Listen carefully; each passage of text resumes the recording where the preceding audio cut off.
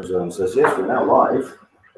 So I don't know if someone wants to fire up YouTube and just check if we've got the stream going. But, the only downside as well is I would say so. Listen, I know. Yes, let me sit down and sort of say hi to people. Yes, I have no problem with us getting the mimosas halfway through the show.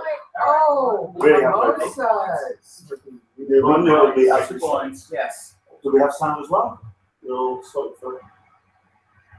Yeah, so we say something to Hello, how are you doing? Do we have sound in the room? No silence. I was going to say, Caroline, if there's any way you could have a look at the Q&A.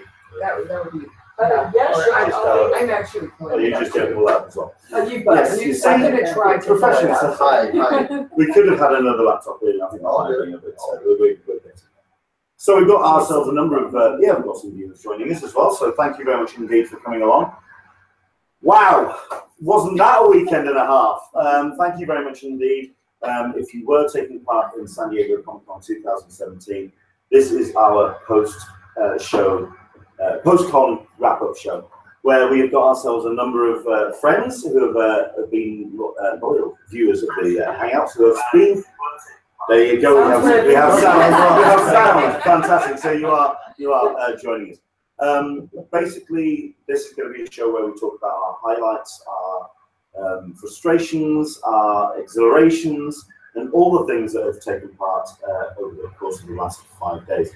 Joining me, we have my regular partners in crime, and it's great to actually have them. So, like, I can touch them and everything. Yes.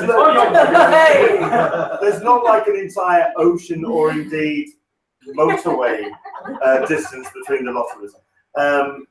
Yes, we have my partner in crime, Alyssa Franks from the Friends of Comic-Con Forum. Hello, Alyssa. How are you? I am well. I enjoyed the party this time and closed out a few clubs. Oh, so nice. And yet I am still functioning and able to put sentences together. So and yes, we went home early. Yes, we did tap out a little bit because of some things that we will get into it in a bit. And we also have Mark Serby, the man, the myth, the legend. Yes. The complete and utter cult that is. Mark Serby. How are you, sir? I'm good. I'm actually quite awake. I'm quite awake. Like I'm hoping so. It's 11 o'clock. Like normally by this stage, everybody is so exhausted. Yes. I'm okay. I've been okay all weekend. Yeah. I'm going to get into that as well because I slept really well in the hall each night. Yes. Yeah, I did. And myself and Caroline, we had the first proper night's sleep in a bed for 2-3 days, and we've woken up with cricks in the neck. So I mean, the camping out was sorted out our back issues, and now we've kind of gotten back into it. It's been very, very strange. But we are going to be talking about all the things that happened over the last 4 or 5 days. And of course, if you want to jump in as well, we are going to try and keep an eye on the Q&A. Any comments? I'm certain that you're going to have plenty about things that took part and happened this week. But we're also joined by our special guest. We have Gil Cabrera. Is Gil? Yes, that's some stuff. Gil is the vice chair of the committee for the San Diego Convention Center. Yep. Exactly. So it's great to have you here. Thank you very much for joining us. And the reason why I wanted to have you on the show is because of the relationship that CCI has with the rest of San Diego. Because I think I don't think any of us really understand the machinations. I mean, there was a couple of interesting. David Lanza, as the director of communications for CCI, he does let things slip every once in a while with the way he words things. When he was doing the presentation about the convention staying in San Diego to 2021, there was various things that he was saying because he really made sure that everyone realised the importance of the relationship between CCI and the city and the hotels. What is the kind of communication with the convention center? Is it an ongoing weekly thing, or is it more a case of you reaching out to them to find out what their plans are? It's a very interactive relationship. It obviously has intense moments as we approach the con, and our event manager is the primary people that are talking to the folks at Comic-Con, but it's across the board. Our communications department will talk to their communications department. We want to make sure that we're, you know, it's their show. We're just the host venue, and so we sort of take our lead from them throughout the year, frankly, in terms of the approach and how we want to do it. You know, the pressure that I think you're talking about was when they announced that they're staying through 21, which we were all very excited about. The deal got signed, I think, that the night before we heard about it. We heard it was close, but we heard about it at like. Was it a case of, okay, we've got this thing signed, let's announce it now before anyone changes their mind? We got sort of word. I wasn't able to make it to the presser because the word came so late. So, one of our other, I think our secretary was there on behalf of the board of directors of the convention center and everybody else, and we were very excited about it. We were all waiting and hoping and to make sure it happened, but I thought it was a great presser. I think it conveyed a lot of the issues that we all know about, right? We want to make sure there's more hotel rooms to the near convention center. Well, yeah, I know this is going to have desperately on board with that. I can tell you that, just not from Comic-Con, but from everything else we do throughout the year. Sure. When it comes to the expansion, I can imagine that, I mean, you have a blueprint in place. We've seen the plans. It looks amazing. Yeah. It's now just a case of moving forward. What kind of help has the city put to kind of, I mean, I know that Mayor Faulkner has been very positive about moving forward and getting the expansion going. What kind of communication has been coming from the mayor's office in terms of trying to make this move forward? Well, I mean, he's made no secret. It's one of his top, if not the top priority he has for his second term. He's conveyed that publicly a number of times. You know, they pushed really hard to try to get it on the ballot. What folks may not remember is that we got everything for the expansion approved, all set to go. The plans are approved, the permits are in place, everything's ready to go. And then we have the financing in place, and then there's a lawsuit that scrubbed the financing. So we have to sort of start over once that lawsuit ended to try to get the financing in place. Now there's a plan for financing, but we have to get the 3-5 voters. And it's a heavy lift. It requires a weight structure. It requires 2/3 approval. So what's the timetable? Right now, how close are we? Well, we were hoping to do it in November of this year, but the council didn't want to do that. There was going to be so much cost to schedule an election, and I don't think all the pieces were quite in place with all the groups that need to sort of come on board with it. So now we're targeting sometime in 2018. And when that is, it could be June, it could be November. We're not really sure. It's going to be up to the city council placed on the ballot. But it's a heavy lift. It's 2/3 approval for the tax increase in San Diego. And so everybody understands the importance of Comic-Con. It's really the signature event in San Diego, frankly. And so we're all in favor of it. We just need to make sure everybody's on board. Because if a substantial group opposes it, it's hard to get to. Well, that was going to be my next question. Obviously, there is a lot of pressure from sports fans in town that are wanting their teams back in San Diego, or certainly the representation in town. How much pressure has been put? It's not so much by the sports fans. I mean, the Chargers thing was one of those aspects that sort of went a particular way and it fell down the wayside, and they're now gone. And so I think those folks, we're very good in San Diego of getting in our own way as a city. I like to say that we're successful in spite of ourselves, and thank God for our location in the sun, because otherwise it would be very hard to be successful. But there are a litany of constituent groups that have their stakeholders, hoteliers of the city, there are environmentalists, people on water, just a lot of groups that are very concerned about the approach. And so everybody kind of needs to be on the same page. Because again, substantial opposition creates a problem for the expansion. We have, like I say, a number of our friends and regular viewers who have still been in town, and I'm certain, I think Andy, said you can ask a question. The expansion, what sort of percentage of the floor area would increase the Yeah, it increases the floor area by almost 50% in the current plan. We're about 500,000 square feet. It takes us to 800,000 square feet. So it's a very substantial increase. So also, there's all this space on the top as well. With the rooftop. Correct. Yeah, it's a 5-acre rooftop park, which is killer. It'll give us two. It'll be one of the few places on the waterfront where you can see downtown and the water from the park. There's a program area for a grass stage area that will seat 5,000 people. It does look impressive. It's really a beautiful setup, and it puts us in a really good position from size standpoint. What's the no. That's where construction time is. No, not from start. From start to finish is about 40 months. So, and part of the reason for that is because we are one of the busiest centers in the country, and so we have to consider the impact it has on events like Comic-Con and everything else. And so the construction is actually spread longer than we normally have for that type of building, so that we have minimal impact across the events. Right. But I think it's actually closer to 48 months from shovels in the ground to I've done a lot of research like museums and things. Yeah.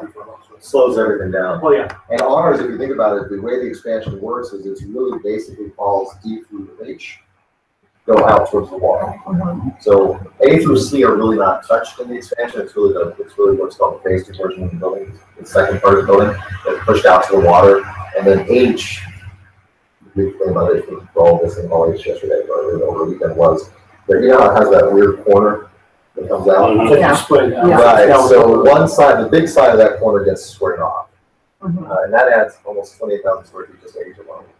So it's a very big move for So H. that's probably going up to 10,000.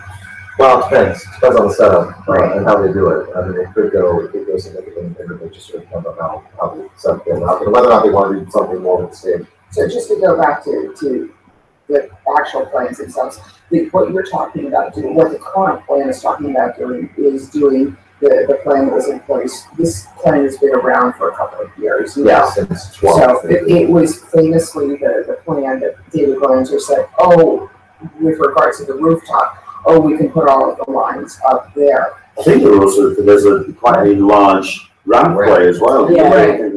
It's called the Ascent. It basically goes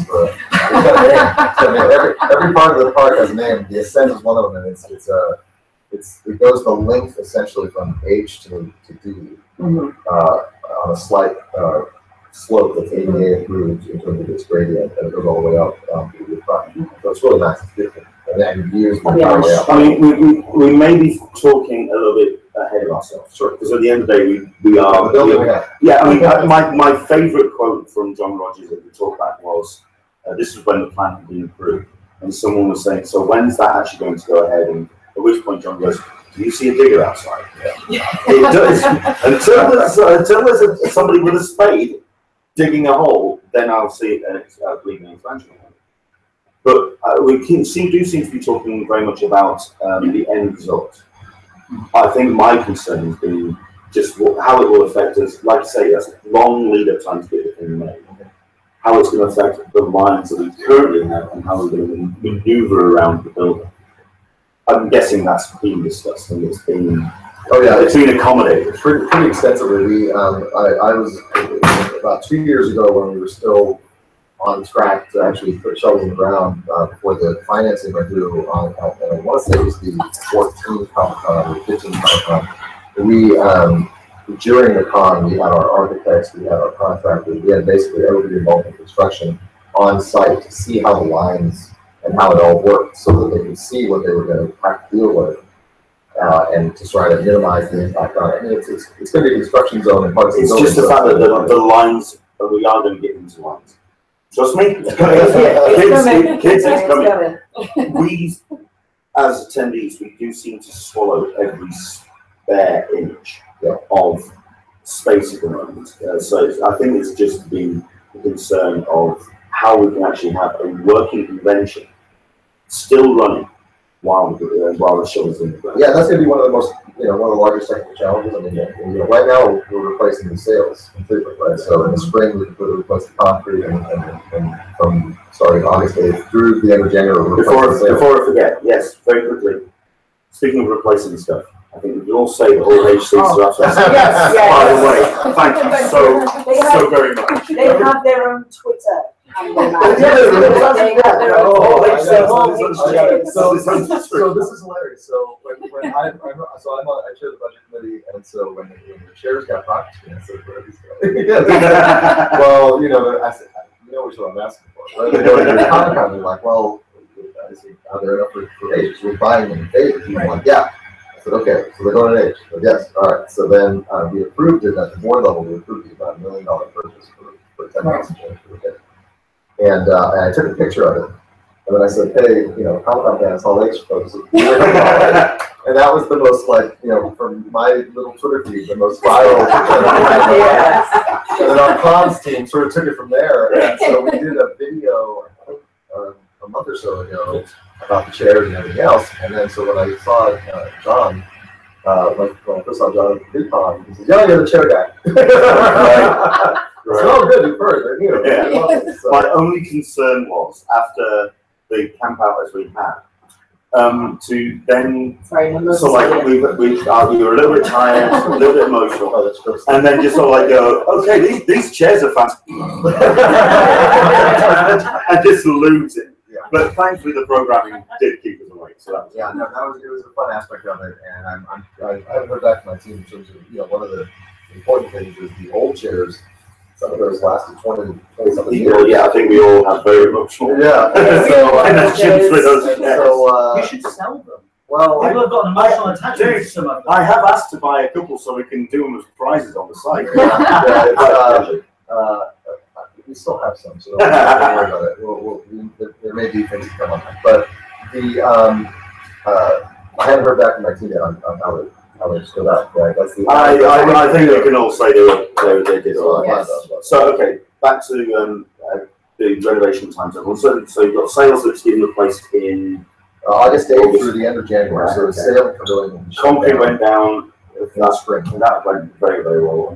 I mean, I think we can all agree as well that sales generally was a more relaxed space this time around. The fact that they've moved all the back collection up there and all the admin effectively upstairs, and then you were able, and I did quite like this as well, that they in previous years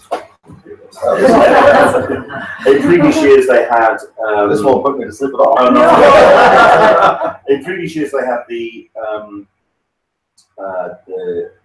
lines still in place to go down in sales, and they removed all of those and put seats there. So it was certainly much more a relaxed space. And what kind of communications did what did you suggest? What suggestions do you put to CCI to say, okay, you know what, you could actually do this to make the experience better? So I know that our event management team, I'm using you as sort of the our event management team is always working with them. So when they start laying out the details for a particular event and Comic-Con especially, they start talking to them about different ideas that they have. And then they work through it. I mean, it's a fairly extensive, again, it's a really good collaborative relationship between the two entities to make sure it works the best. And they adjust, right? So some of the things that happened, I know, midstream were, there was a couple days where there was nobody in registration, and we had all three elevators going up, and from Hall D, that's the Hall D entrance, they were all three going up. But there was nobody. And then Sunday morning, for some reason, it was crushing. The folks that came in with that needed badges, and so they adjust constantly in terms of what they're doing, blind spots and everything else. And then there's some other issues on PD night that they looked at and then adjusted. So it's a constant discussion that they're having back and forth, and it's I don't want to call it like a war, but like any war plan, right? You sort of have a plan, and then you put it into action. Well, I mean, I can imagine things get very fluid. I mean, that's the question I've always wanted to ask yourself. How many people are actually on the ground from the convention centre as a team while the convention is going on? Because I can imagine there's lots of calls back and forth. Okay, this is happening, or we need to do. Or are you now at a position where we've been doing this for a long enough time that the plan is effectively in place? No, I mean there's always a plan. It's always in place. It is. We have a plan, right? Really? But it's adjusted a little bit every year, obviously, depending on how they're doing it, and they're testing different line ideas and things like that. But our team in the building at the time, I mean, essentially the senior leadership team in the building was there the entire time, right? From a senior board member to the CEO to the number 2 to the number 3. I mean, they're there, and then all the senior event managers are also there, sort of adjusting. There's a command center within the building where it's not just our folks, but also law enforcement, public safety, and the fire department, all those folks.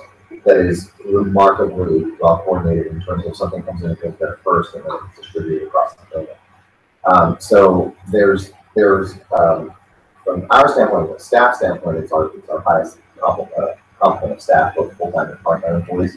which is about, it's over 500 people just from the convention center floor. On top of that, you have, I think it's 4 security companies across the building that are also maxed out, plus the Comic-Con staff of about 1,000 volunteers. So it's truly remarkable. And I was in H, I think at the end, I want to say Marvel or right before Marvel, and Did you queue up? I did not. If there's a gentleman who has all one of those gold all access.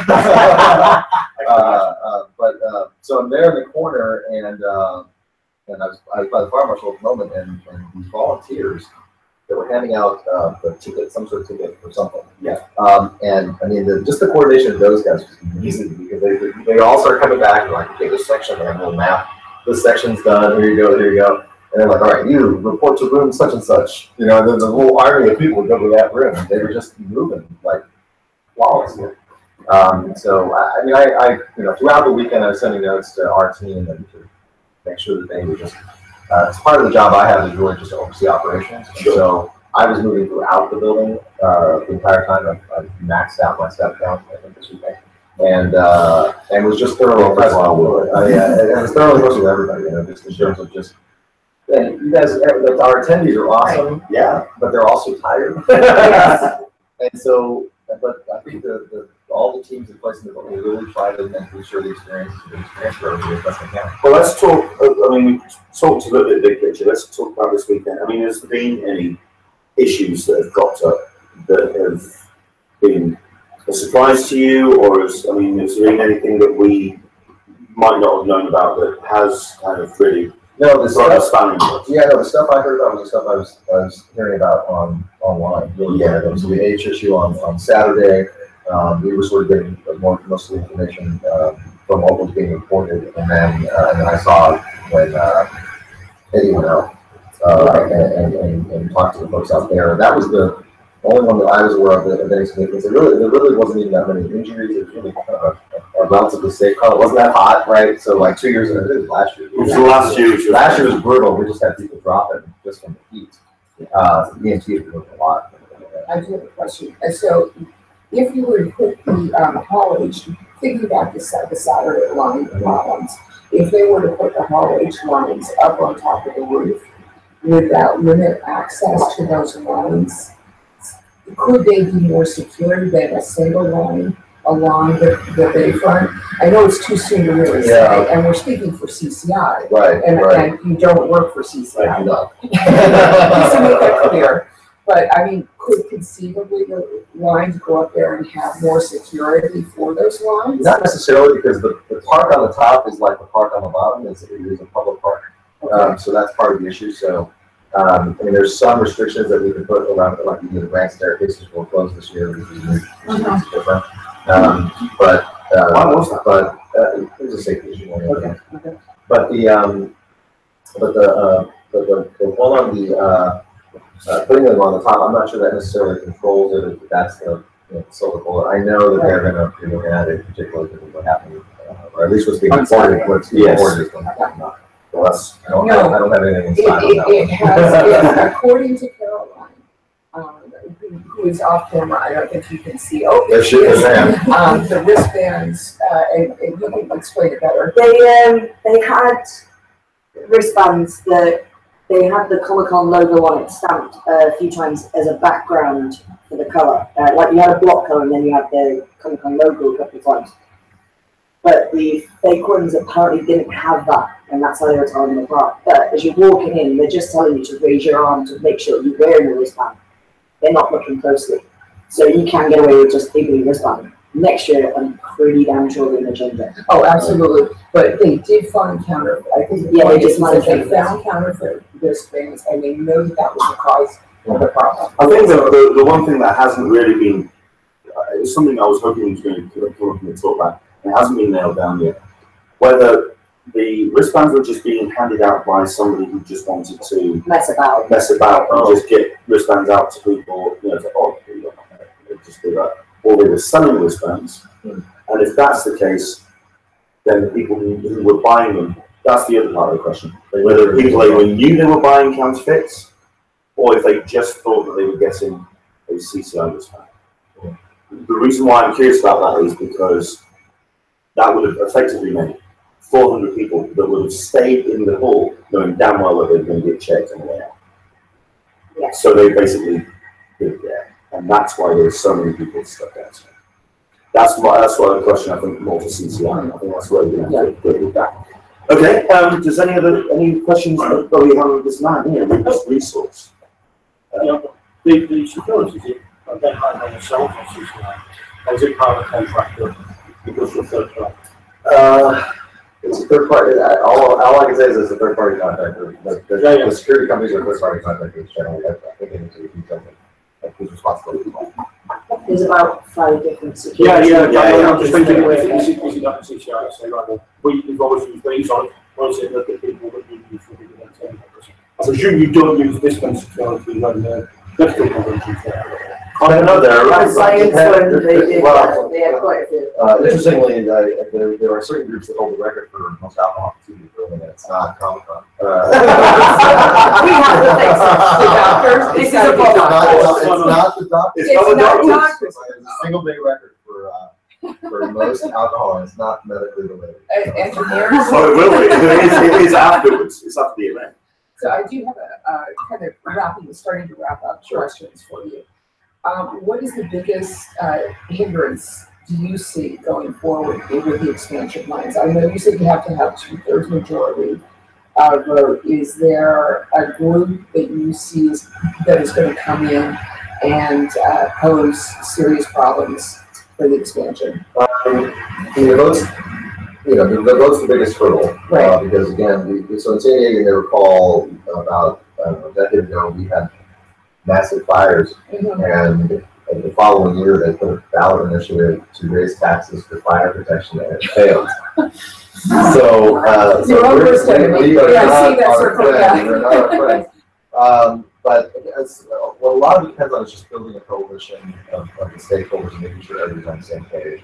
But the vote is probably the largest hurdle in the short term. And a follow-up question to that is, how can us as non-voters? Some of us are voters. We do have some local Yes. How can we, the majority of us being non-voters, help this process? All your friends in San Diego that are voters. And they should, we joke about it, but it is the nature of the beast, right? It'll be an election, it'll be the voters San Diego. And Comic-Con is incredibly popular in San Diego amongst San Diegans, we get it, but it is an economic engine. I mean, anybody that walks anywhere near downtown during these 4 days gets the economic engine that it is. I mean, you just can't. I have this picture from outside of Hall E, from inside of Hall E into the gas line, and it's just a wall of people. I wanted to get a 360 video or a 360 picture from that mobile police command. Oh, the one on thing top. that was in, I wanted that certainly. Yeah. I just got nervous every time I saw something. And can you tweet that picture of the wall of people? Sure. Or if you've I'll got a little video, that would be great. I have a couple shots. I have the classic one. I always like the escalators in G when they raise the line. There's just a wall of people. And I've got that one going out from there. I've got a shot from outside the line. Ballroom 20 line looking back to the Legion sign. Right. So yeah, I got a couple of them. I really was moving all well, I mean, it sounds like you were also trying to attend as much as you can. I do have a really rapid question. Yeah. No, that's fine. I got one more quick one. Are there any other conventions that happen in San Diego that we can co-op their members and to help us get this expansion passed? Like the doctors that don't drink a lot. No, they drink a lot. They're doing a lot. Okay. They just don't open it. So I think the best thing to do is look who's in the building, but that's all public, obviously, and look who's in the building. And people do want to come to San Diego. They want to come to our connection. And the thing that people don't know is we are booked solid through 2034 in the convention center. We have tentative holds. Wow. 2034. Yeah, we have tentative holds for the building through 2045. So when I tell our elected officials, I'm like, we are full. I mean, we are full. Those convention centers average about 50% occupancy. Full is considered 60%. San Diego runs at 74%. I think that's. We're bringing. I mean, when the announcement went out about San Diego's Comic-Con staying in the city till 2021, I think everyone's general consensus is, oh, that's the kind of ballpark that we're aiming for. And it's clearly not the case. No, It's, yeah, absolutely. yeah. Well, we'd love to keep them here as long as they want to come, as long as they want to stay here. And I think they want to stay here too. I think it's just, it's harder and harder, and more people want to come, and then other problems too. I mean, we are always fighting to make sure that we have a big enough block at reasonable rates. But one thing that I can tell you from at least what I've seen at Comic-Con International is they really care about the attendees. They want to make sure it's egalitarian. They want to make sure that everybody has a fair chance to get into everything. They want to make sure the prices are affordable. You can see that whenever the word fast pass gets shouted out from the back of the room with the talk back, and the look on John Rogers' face is quite a different. Yeah. No, they want it to be a fair process for everybody, and that's amazing. How many organizations do that? So Comic-Con is the biggest money producer for San Diego in the convention center. It's the largest convention in Europe. It's the largest convention in terms of people, in terms of attendees. For the city, it generates about $140 million in economic impact over 4 days, which is one of the bigger. It's about 10% of what the center produces in a given year. We produce about $1 billion in economic impact. Comic-Con, $140 million of that. In direct spending, it's about $90 million. Just Comic-Con attendees spending money at the city. And how does that relate to some of the other conventions that we have? So the next one down in terms of just attendees is the auto show. It's about 100,000 people. And then they drop down considerably in the attendee numbers, but they still take up the full facility. So Esri was the week before, which is the geography. And that was a full facility. But you could there was 19,000 people in the building at the height on a single day in Comic-Con inside the building. There could be anywhere from 25,000 to 48,000 people inside the building. So our members so the San Diego Comic-Con attendees have the biggest weight, have the biggest power in terms of economic impact in the single. Yeah, because they're one of 60 citywide events in the building, right? But they are almost 10% of the economic impact for the. Well, it says a lot that certainly for the Esri conference, because we were, myself and Marytown the weekend before, and it says an awful lot that while the convention was going on, an awful lot of them were in the pub or in the bars outside. So no, they were contributing to the city. Oh, yes. Everybody does. Okay. I have two little things that I want to. Okay, go for it. Oh, if you want to just swing the camera, this is. That's where she gets off. I'm going to get on the camera, deal with it. One There way we or go. another. Okay, that'll do. Go for it. Two things. The concierge desk is very good. If anybody hasn't actually ever found it, because when you're walking around the convention, you can't really see it that often, but every now and again you kind of trip over it. And it is a really good place because they do have flyers and they do have a lot of information. The women on the desk are absolutely awesome. They'll stand there and have a laugh with you for the entire day if they could. And they help you out a lot. So I want to give compliments for that. Yeah, and also, the chocolate ones. Oh, I love the chocolate bars. The convention, I don't know whether you actually discovered them or not. The convention's chef, head pastry chef, I think it was, something like that, makes these chocolates by hand. Like, he actually does these chocolates and like ice cream flavored. This year was ice cream flavored. Yes. It changes every year. I missed out on the Neapolitan and everything. I got 2 bars of the cookie and cream. How do I get these? So this is important. This is news to us. He apparently only makes them once a year. Yes, For the they're Comic-Con exclusive. They are. Another comic exclusive I've got to put on the website. So this is funny. It started a few years ago, and they made a few hundred just to see how it went, and they were like snapped up immediately. And they do 4 flavors every year. This year was Neapolitan, Rocky Road, chocolate chip, and cookies and cream. Rocky Road was my favorite, and it's a bar. It's a decent sized bar as well. So where they are is they're in a stand in the breezeway between 20 and 7. Really? Yes. And you could Oh, just walk right by it and not that they're there. Everybody, yeah. And there's, I think this year they made 1,500. So it is limited edition. Yeah. So what happened was they took off, right? And so so this year and last year they did golden tickets, like little longer golden tickets. And I can't remember what the prize was, but there was 4 golden tickets. Starbucks. Starbucks. And so there's 4 golden tickets in 1,500 bars. And what we're hearing is that the bars themselves, the wrappers, are becoming collector's edition, collection items. And it's Comic-Con, so it is. But yeah, my favorite flavor over the years was s'mores. And so the chef knows that. And so I think I dragged out s'mores like an extra year. Because that year was one of my favorites. Some advantages. Well, no, but yeah, so next year look for them. I think they're generally gone by Saturday. But It's Thursday, had some Friday. yesterday. Oh, wow. Because that's when I found them. Oh, that's They had Rocky Road and they had cookies and cream. Those are the best That's flavors. right next to where I was doing photography. Yeah. Yeah. All right. Yeah, so look for them next year. We They are usually really announce the good. flavors. I think I tweeted out the flavors because we got a preview. Yeah, this is one of the. It's a volunteer job that I have. So we got to preview the flavors. I think I tweeted that out. I'll come up with the main meeting. I think. Okay, we'll wrap things up because we do have a lot to talk about, especially about this year's convention. But we'll just finish up. Oh, we're cutting them out. No, sorry. There we go. Yes, we'll just finish up on one thing because it does sound like you were going from room to room, and I know that you attended the Doctor Who Comic. I did. I'm Ruby, so I had. We're also going to go through our own highlights as well. Can you pick a highlight for yourself? It doesn't necessarily have to be a panel. Sure. Just, I know that you have an interaction in this thing. Oh yes, so thank you. I was like, what was my interaction? So I left this. So I'm in the Doctor Who panel, and I it was one of the few panels actually. I don't like taking the seats, but there were seats, so I took one seat.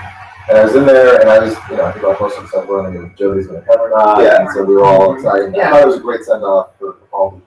But so I'm walking up there, and I'm watching that go through because we're all cracking up because he's doing this great job. And then we all leave, and then I check in with my team. I promised my wife I'd be home by 4. So I leave, and I had Ubered in today, so I was walking to get clear of the gas line to get a lift. And I'm walking, and I'm texting, and I'm reading all the stuff, and I look up, and there's Matt Lucas getting on, leaving the Wells Fargo ATM to go back in his limo, and his SUV, and I go, you have to say something. I should go say something. Mr. Lucas. So he said, just in your pen. It was a total Rocky fan moment, right? And so he was very great, very sweet man. Let me take a selfie with him. Oh, fantastic. That was the greatest cap to the weekend. Yeah, that's when you. The panel I loved though was the sci-fi debate panel. Yes, I was in the room for that. That was very cool. That so was funny. a lot of fun. I often don't get to stay in them.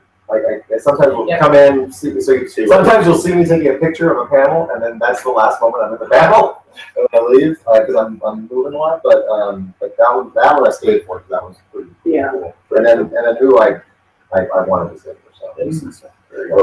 Bill, thank you very much indeed for for joining us. It's been a pleasure talking. And thanks for coming. Thanks for all the attendees. You guys are the best. And the one Twitter, I don't know who posted it, but it showed everything you want to know about the attendees. We've got one couple that went back and gave that little boy the sign. Did you see that? No, I didn't. There was a Twitter discussion.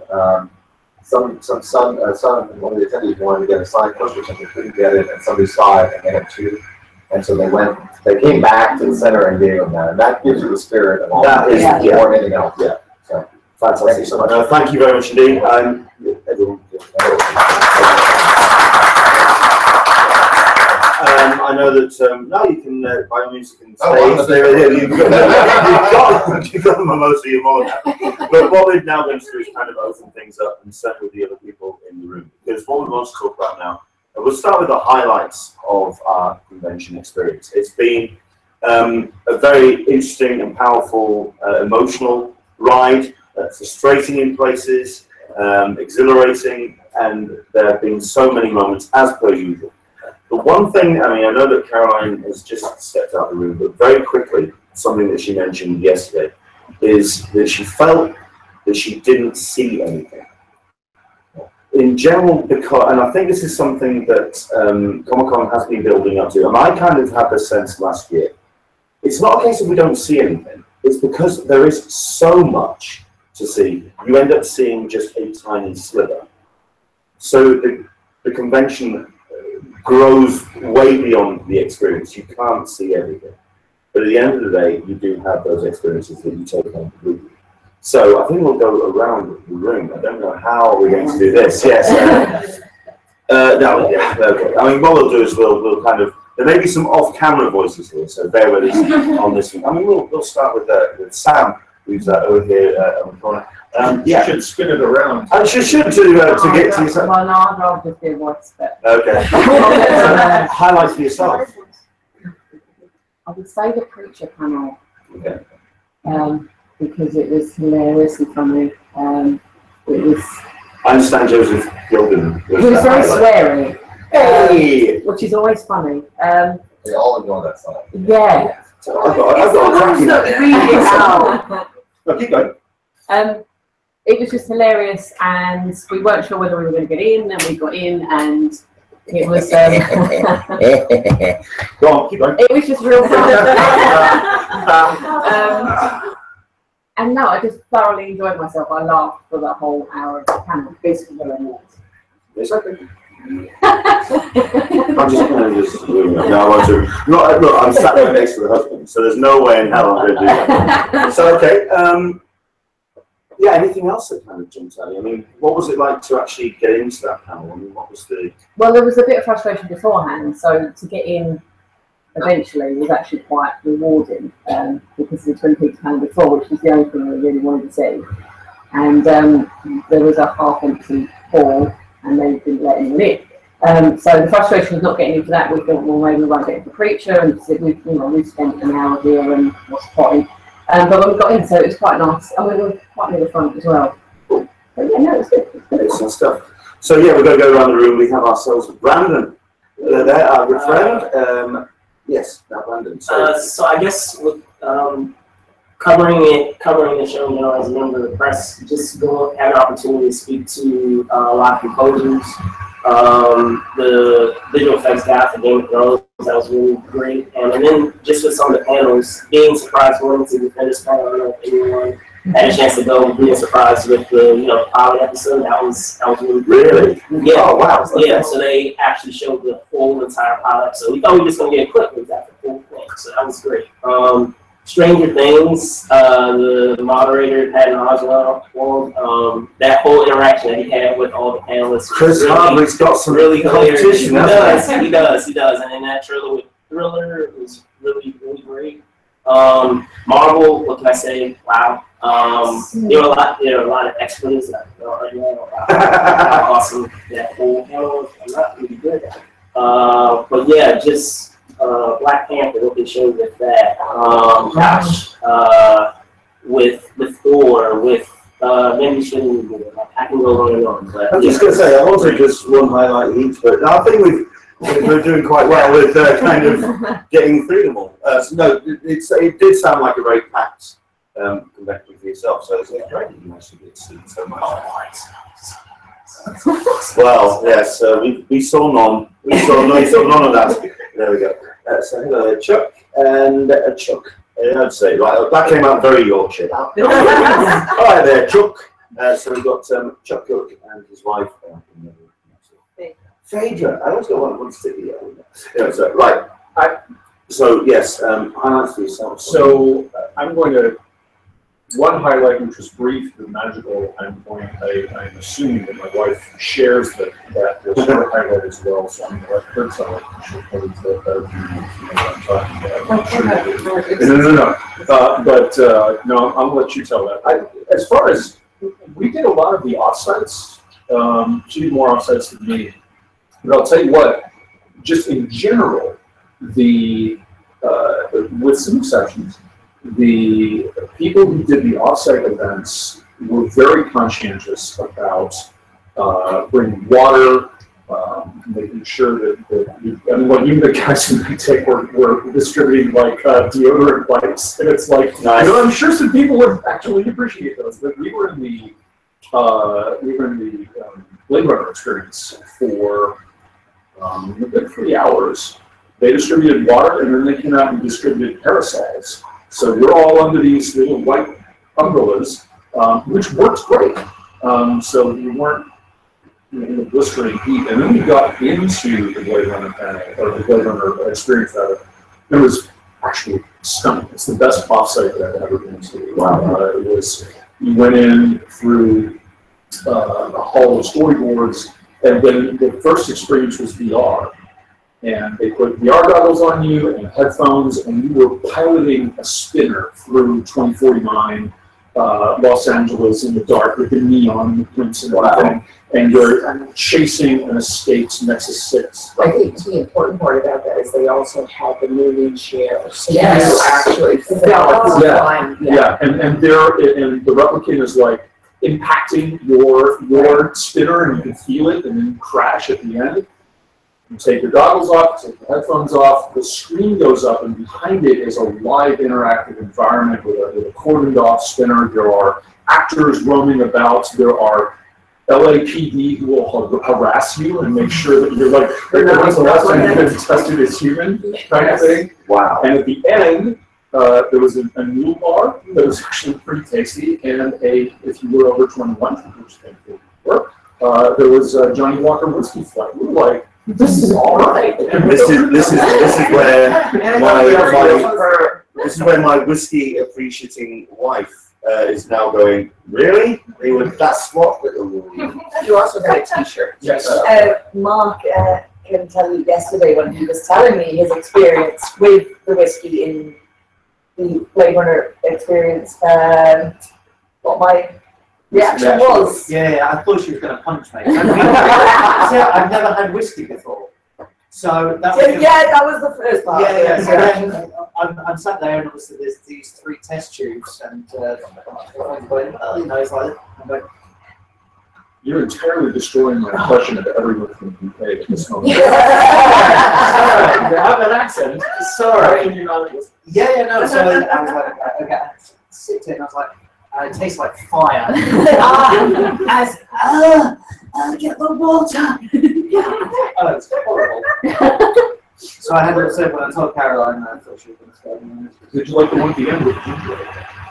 No. It all went back. You are so wuss, I know. is what I can say. Okay. One of them was Johnny Walker Blue. What? Yes. You'll give another one. Yeah. Okay. Favorite? So, favorite experience for yourself? I want to tag on what you said earlier about how well some of the offsites took care of the people standing in long lines inside. The people from Amazon Prime did a good job on your tech, I found. Yes, they were handing out water balls, Blade Runner handing out water. Sci-fi, they had set up shop at the Children's Museum, they had free water, free snow cones. And on that, I would like to challenge whoever runs the Game of Thrones experience. We have the longest wait of all the offsites, and nobody ever does that. And no one really checks on the attendance.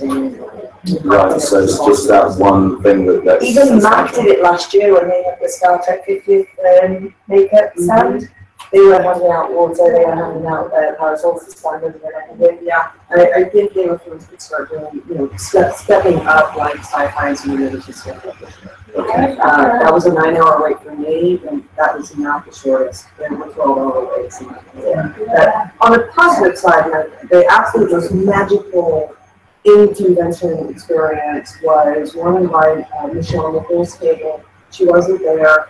And I was thinking, we should be there. I'd love to have an opportunity to meet this groundbreaking legend. Yeah. And the next thing I know, someone rolls a wheelchair up next to me and starts applauding, and I look, and there she is. And Michelle Nichols, she gets out of the wheelchair, gets behind her table, and I honestly was starting to tear because, we lost Illinois last year, Junior went a long time ago, the first Kelly. that's usually good, but we still haven't told them those photos, and so Chuck and I were able to get a photo with her, and she was so kind. And I know that she was wandering, certainly after that signing, she was just wandering around the outer corridor of the convention centre, and she was just she was just an absolute star about it. Yeah, fantastic. Brilliant. What great moment. Mark, for yourself, short of having your throat burnt out, what was your highlight? I agree, Creature, absolutely Creature, because most of the cast were English. So there was a lot of swearing going on, yet we can get away with it. Yeah. It sounds good when you do it. Shall we test? No. I thought Creature was great. I really enjoyed it. I don't watch Supernatural anymore. I've given up on it because I don't like it. But we have to go every year. We have to go every year because my heart really likes it. And you know, everybody says, "Oh, DC, Marvel, they brought it." Nobody opened Hall H with a concert. Supernatural did. Yeah. Supernatural. Yeah. The original artist of Carry On My Wayward Son. Yeah. Wow. Yes. Yeah. That's amazing. Yeah. It was honestly, they really opened it very, very well. I was really impressed with that, and I completely, in the same league as you with the Blade Runner experience. It was sensational. We didn't do the VR, but it didn't matter. It didn't take anything away. We were in there probably an hour. I'll disagree with you. It really added to the experience. It probably did, but at the same time, I didn't want to wait another 2 hours. That's shorter wait. That's right. Yeah. So I get it, but No, I loved it. I thought it was great. I'm a huge Blade Runner fan anyway, so I wanted to do it, and it really felt like you were in the movie. And then I don't know if anybody else saw this on Twitter, but the director Dennis Villeneuve was in there. With everybody else. There's a picture, I've retweeted it, there's a picture of him. He's just stood there eating noodles. Nobody's recognised it. So the director of Blade Runner 2049 experienced it with everybody else. He's just stood there eating noodles. The thing is, Dennis Villeneuve is that person that no one can recognise yet. I don't think Harrison Ford will be able to wander around. Wouldn't it have been brilliant if he actually had? Yeah, I would love it if he actually tweeted a picture of himself now, like just sort of in there somewhere that nobody noticed. It was one of the live actors. Yeah. He could have been. School costumes. He could have been. I would, there's no way that I would. Yeah, I'm just because if Chuck had come to us and gone, I had this great time in the VR experience. There was this actor that looked just like Harrison Ford. He came up and just, that was incredible. He looked just like him. It was incredible. His voice was really long as well. I was saying, speaking of Harrison Ford, how about that snarky comment? I loved it on the panel. So great in morning panel. The relationship between him and Chris Hardwick is well documented. And Well, I'm saying the fans question when you were asking about the reboot question. Yeah. I was really good. He was like, absolutely. He's like, Can I just have one more thing? It's not a long story, but Saturday afternoon I was just sort of walking about and introduced myself to a few people, booths, and I came across a guy who I know at Empire magazine, and we were still talking. We were in the sales pavilion. it must be Chris by any chance. Nick. Oh, okay. Yeah. So we were walking around, and there was lots of people there doing autographs, and you pay for it, you go up and whatever. So kind of walking around with him while we were talking about it. And then we had this kind of weird experience, which I'm not going to tell because it actually is on the Empire podcast. But we were both stood there and we're like, you do it. No, I'm not doing it. No, you do it. No. Okay, look, we'll both do it. Yeah, we'll both back each other up. So there was this really weird, 10, 15 minutes where we was like, there's nobody there. We'll both do it. No, I'm not doing it. No, you do it. No, I'm not doing it. So we were kind of jostling each other to do this weird thing. Are you 12? It was so Okay, surreal. Because normally you're like, hey, I'll just go up with no problem. It was quite odd, but it was really fun afterwards. Cool. We're Okay. Comic-Con attendants, we're all 12. Oh yes, I think so. You may have a point. Yeah. But we'll get back to that as well because there's certainly a new element that's come to Comic-Con shit. Go on then. No, I'm going. you first. Oh, me first. Okay. It's around the room. Oh God. Yes. Okay. It's very difficult for me to nail down a highlight in particular because there were so many. I could even turn around and say that doing the prize drops for Englishmen, if anything, because there was a Guardians of the Galaxy prize that I wanted to give away. So I decided to give it away in the Marvel booth, and then I thought, hang on, there's a very large lockjaw, so like figure, plush thing. Lockjaw could have had an accident. So I did put this prize directly where the accident would have occurred. And that's where the prize drop was, literally. So that was rather fun. Yeah, but, and you were saying Mark was 12. Sure, yeah. This is true. Prize dropping. And I think the other one as well, speaking of prize drops, I was also doing some live prize drops during the camp out on a Friday night. At which point I did 2 perfectly decent ones. I did one on Instagram Live, and someone came, ran up, and was really excited, and actually put on an English accent. He was so excited, and then couldn't lose the English accent because he was so excited, and then took the prize away. That was so cute. So there was that, and then we had I did a Facebook one, and the 2 girls came up and won their prize and fine. At which point I decided, right, I'll do one last one on Twitter, on Periscope, and it says, we're talking some half-decent prizes in this bag, including something I've gotten from the Funko Fun Day, which I've discovered is actually worth quite a considerable amount of money now, which moving on. Anyway, I bloody told you. I know. But the thing was, I then went on live and said, okay, here we go, big prize drop. Look at that lot, look at that lot, it's an amazing prize drop. Come and get me, you can find me, I'm outside Ball H. I'm right here, come and get me. And then all the comments are going, you are aware that Andy Circus is in line at the moment and no one is watching you, no one cares, everyone's doing that. And all I could think was, Andy Circus, you bastard. There you go.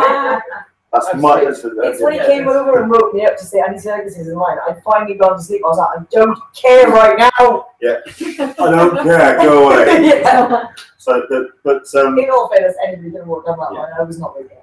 If I'm going to pick something programming-wise from CCI, I thought the Lego kind of blew me away because that was just so. It looks impressive. Ready Player One looks impressive.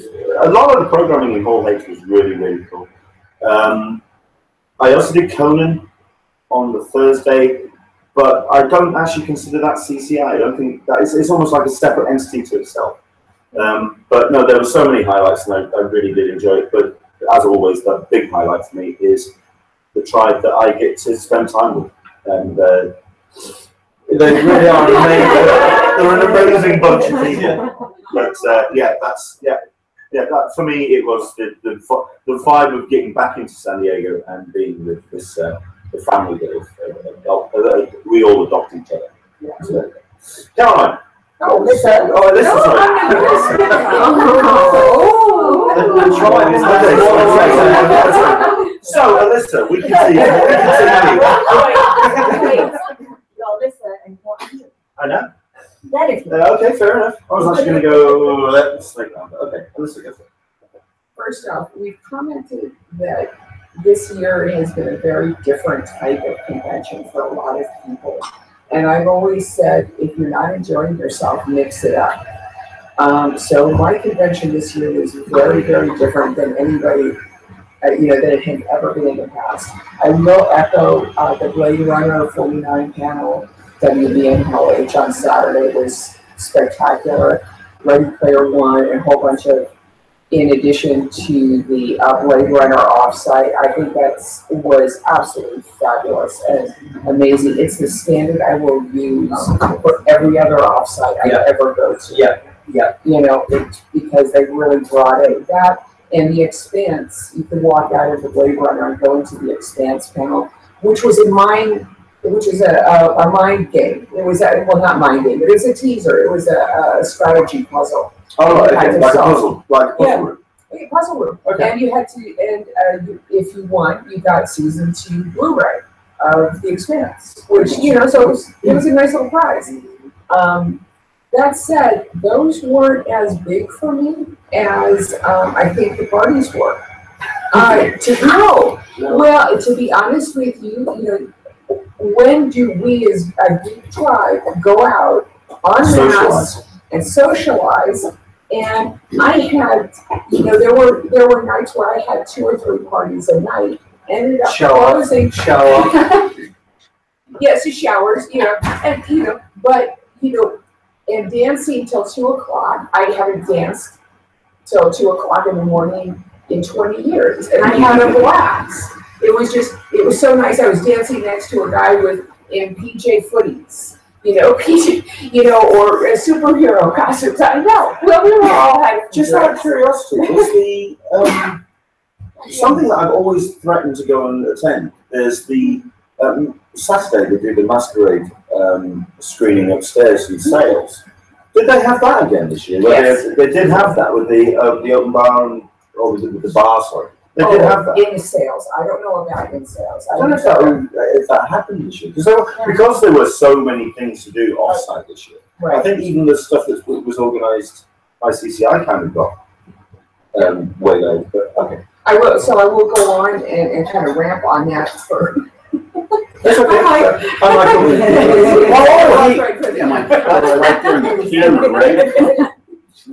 One last thing was I ended up dancing at 2 o'clock in the morning with SDCC Fit, otherwise known as Aaron Neblis, and thank God. To everybody who just say thank you to yourselves for not being in the massive amount of pain if you did SDCC Fit, because we deserve it. After all that hard work, to be able to have fun and do stuff was absolutely great. Did you? How were your feet? My feet are fine. Okay. To some degree now. It was D23 that did the damage to my feet, because I myself and Caroline came into Comic-Con slightly battered and bruised already because we'd done D23 in Anaheim for the weekend before. Idiots. There was a little bit of that, but still, I mean, I think we came out reasonably well. I think we've survived. Just. So start up again. Keep the fitness going, okay. And I'm going to pass it on. Okay, we'll go with Andrew. Okay. I mean, mine started off like Thursday morning college. Yes. The guy can entertain. It's not mainstream, but the guy can entertain. And that's a carried on. I mean, I went to this somebody else for party every night because it was a free entry. I wasn't until I was actually in the line that I actually read, it's a free bar as well, which got a little bit messy. So for Friday started quite late. I mean, the panels I went to, I missed out on, so I did a bit more head stuff, but by myself I did Marvel, D3, so it's a case of, right, it's going to be different, but I've got members from the week before. Sure. And I did walk in the whole hedge a few times. I mean, yesterday I got into that trip, walked in, stayed back into Hackett. Did last ship belong in Moorhead?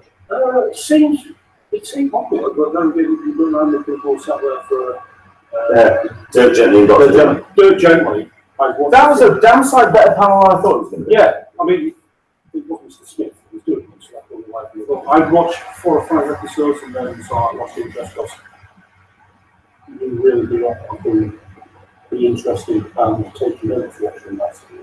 You can't. But after watching that panel, watch it. After watching that panel, I'm going to go back and watch it. Yep. Excellent.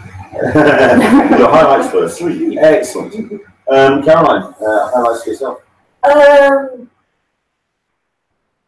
The whole H on Saturday. I mean, I was very tempted to tap out a few times of that line.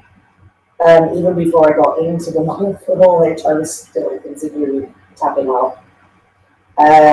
Because I do feel like I'm missing so much when I'm sitting in that line. I started camping out from Thursday about 6:30, I think it was, we started. We took it in shifts, but we started as the group that was entering the room. We started as a group to the majority, we finished as a group. Yeah. So it was a bit, I mean, I got a bit sunstroke on a Friday, burned a little bit, even though I was wearing a factor 50. And I was reapplying before everybody says it. I was reapplying like crazy. But then I got into that room and I managed to get sorted the seat. Well, I got the seats I wanted because I do like a certain seat in 4H.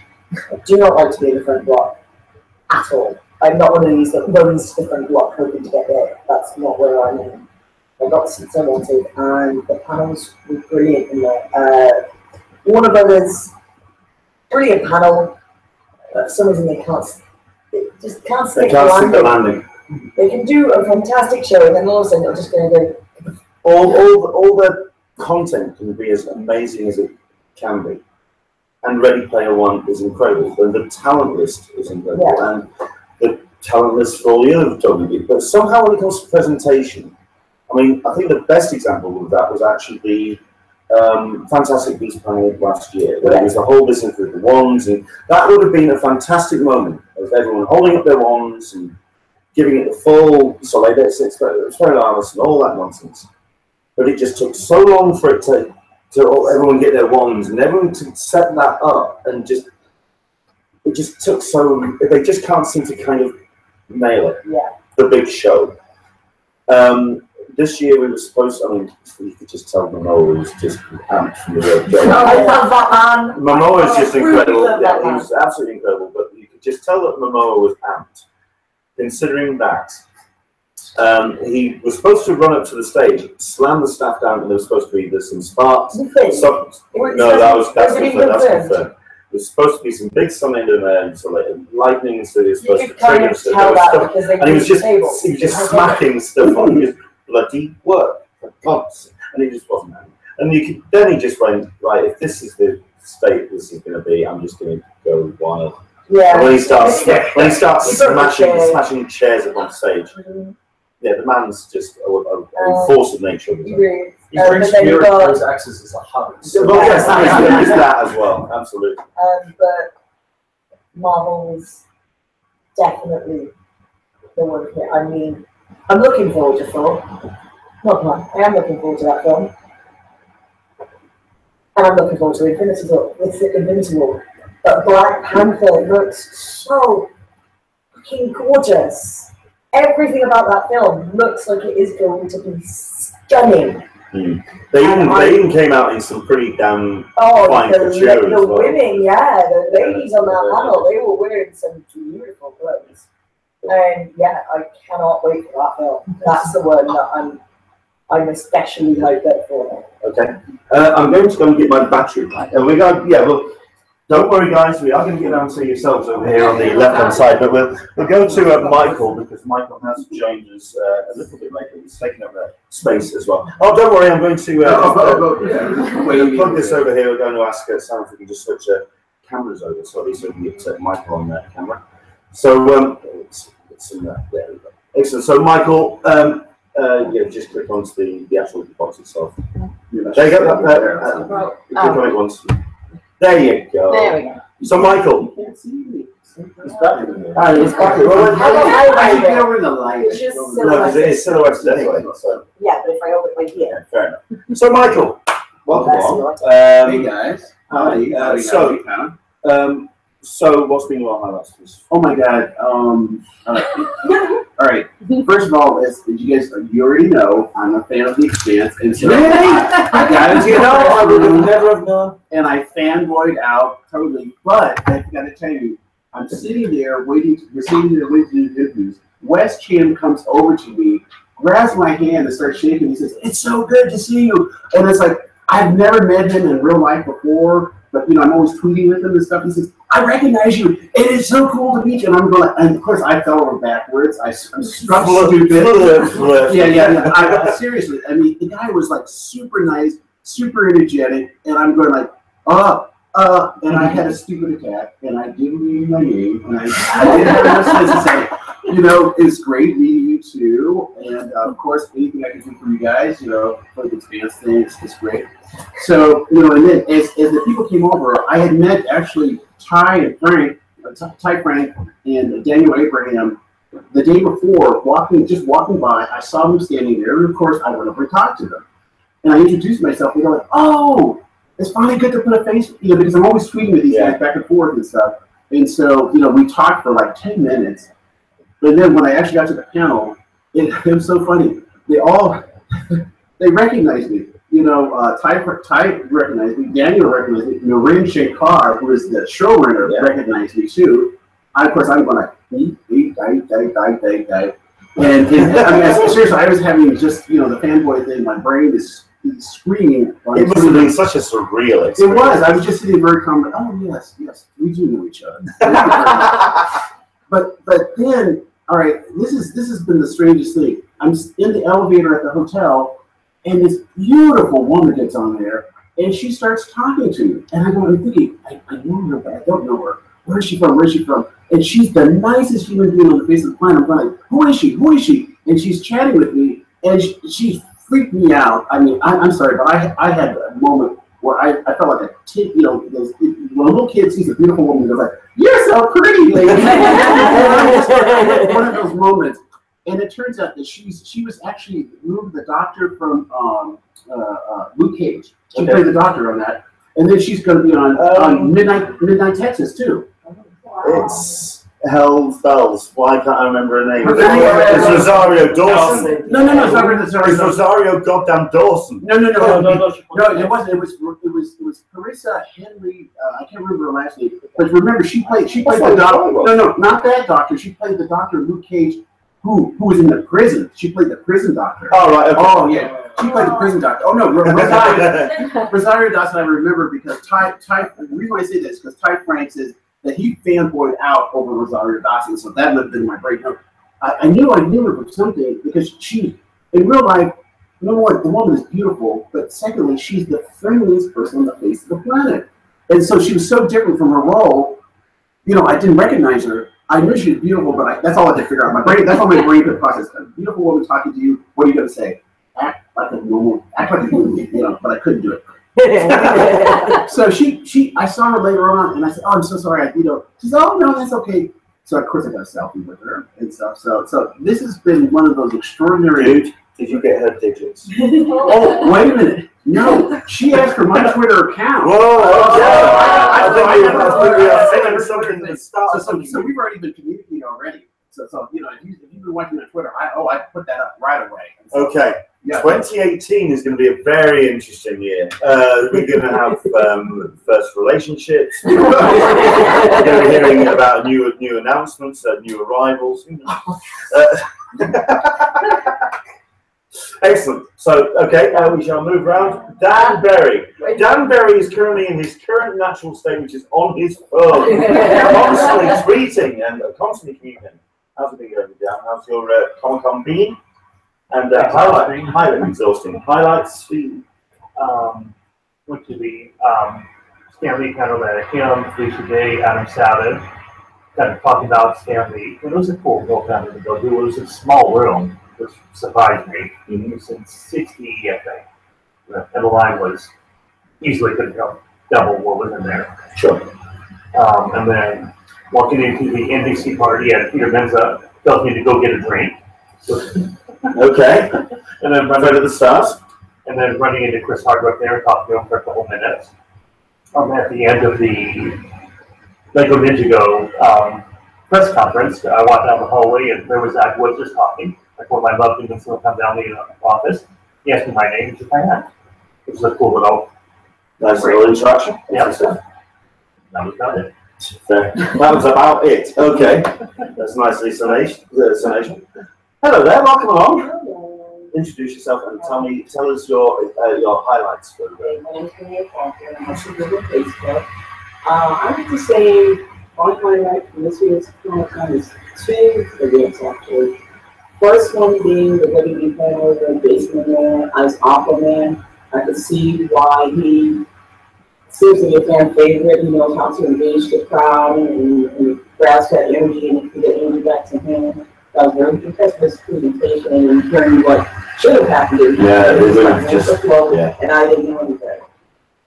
It's right. I quite liked when they were doing the panel, and he just sort of he'd broken his chair. Yeah. So he just went cross-legged on the stage. Yeah, just like being himself, but that's like probably a little bit.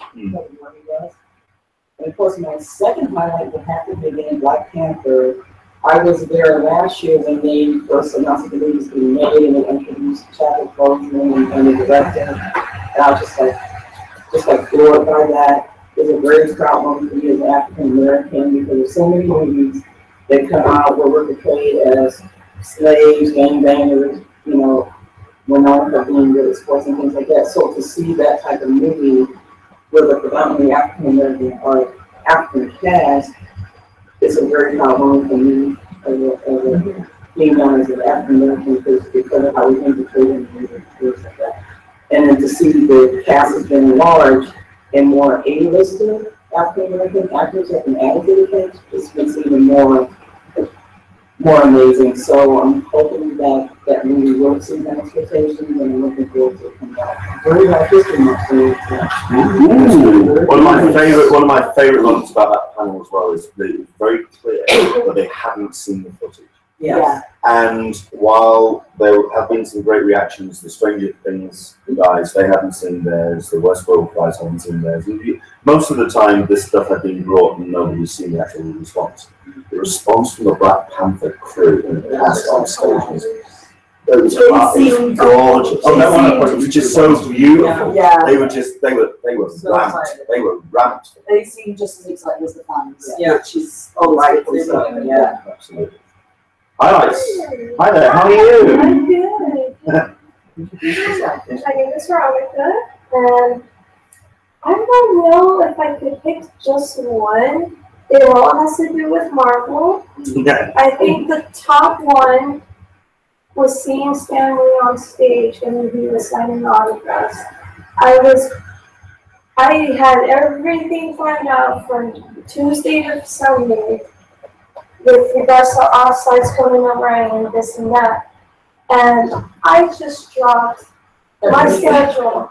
I even missed Game of Thrones, Conan O'Brien for Stanley. I did not even know he was going to be signed until I went to the Marvel booth when it happened. And I was just like, oh my gosh, he's here. He's here. I'm like literally in front of his comic majesty. And especially after what happened with his wife, I was like, I'm surprised he's here because, you know. We talked about this on the Hangout 2 weeks ago before we flew out, about the fact that there were the decisions were he either didn't come because he needed privacy, he needed his time, or he did come because he wanted to have the support of his friends and family and the fans, and also honour his commitments. And I think we basically agreed that whatever his decision was, we would have respected it. Which, I mean, we would, yes, we would have been disappointed if he didn't come, but we would not have begrudged him that. And the fact that he actually came, and he didn't just come. He came hard. I mean, he was all over the place. He was every panel and thing that he was going to do, and more for himself. Well, I mean, actually, yeah, because I mean, that was quite. He was getting his legends involved, and he was quite late himself. Whatever. But he didn't mention his wife, but he did mention yeah. He said, yeah, it's good. Well, okay, well, let's move on to that as well. I know that Chris doesn't want to be on camera, so it's going to be an off camera. It is going to be an off camera. Someone else doesn't want to. Oh, you don't want to be on camera as well, that's fine.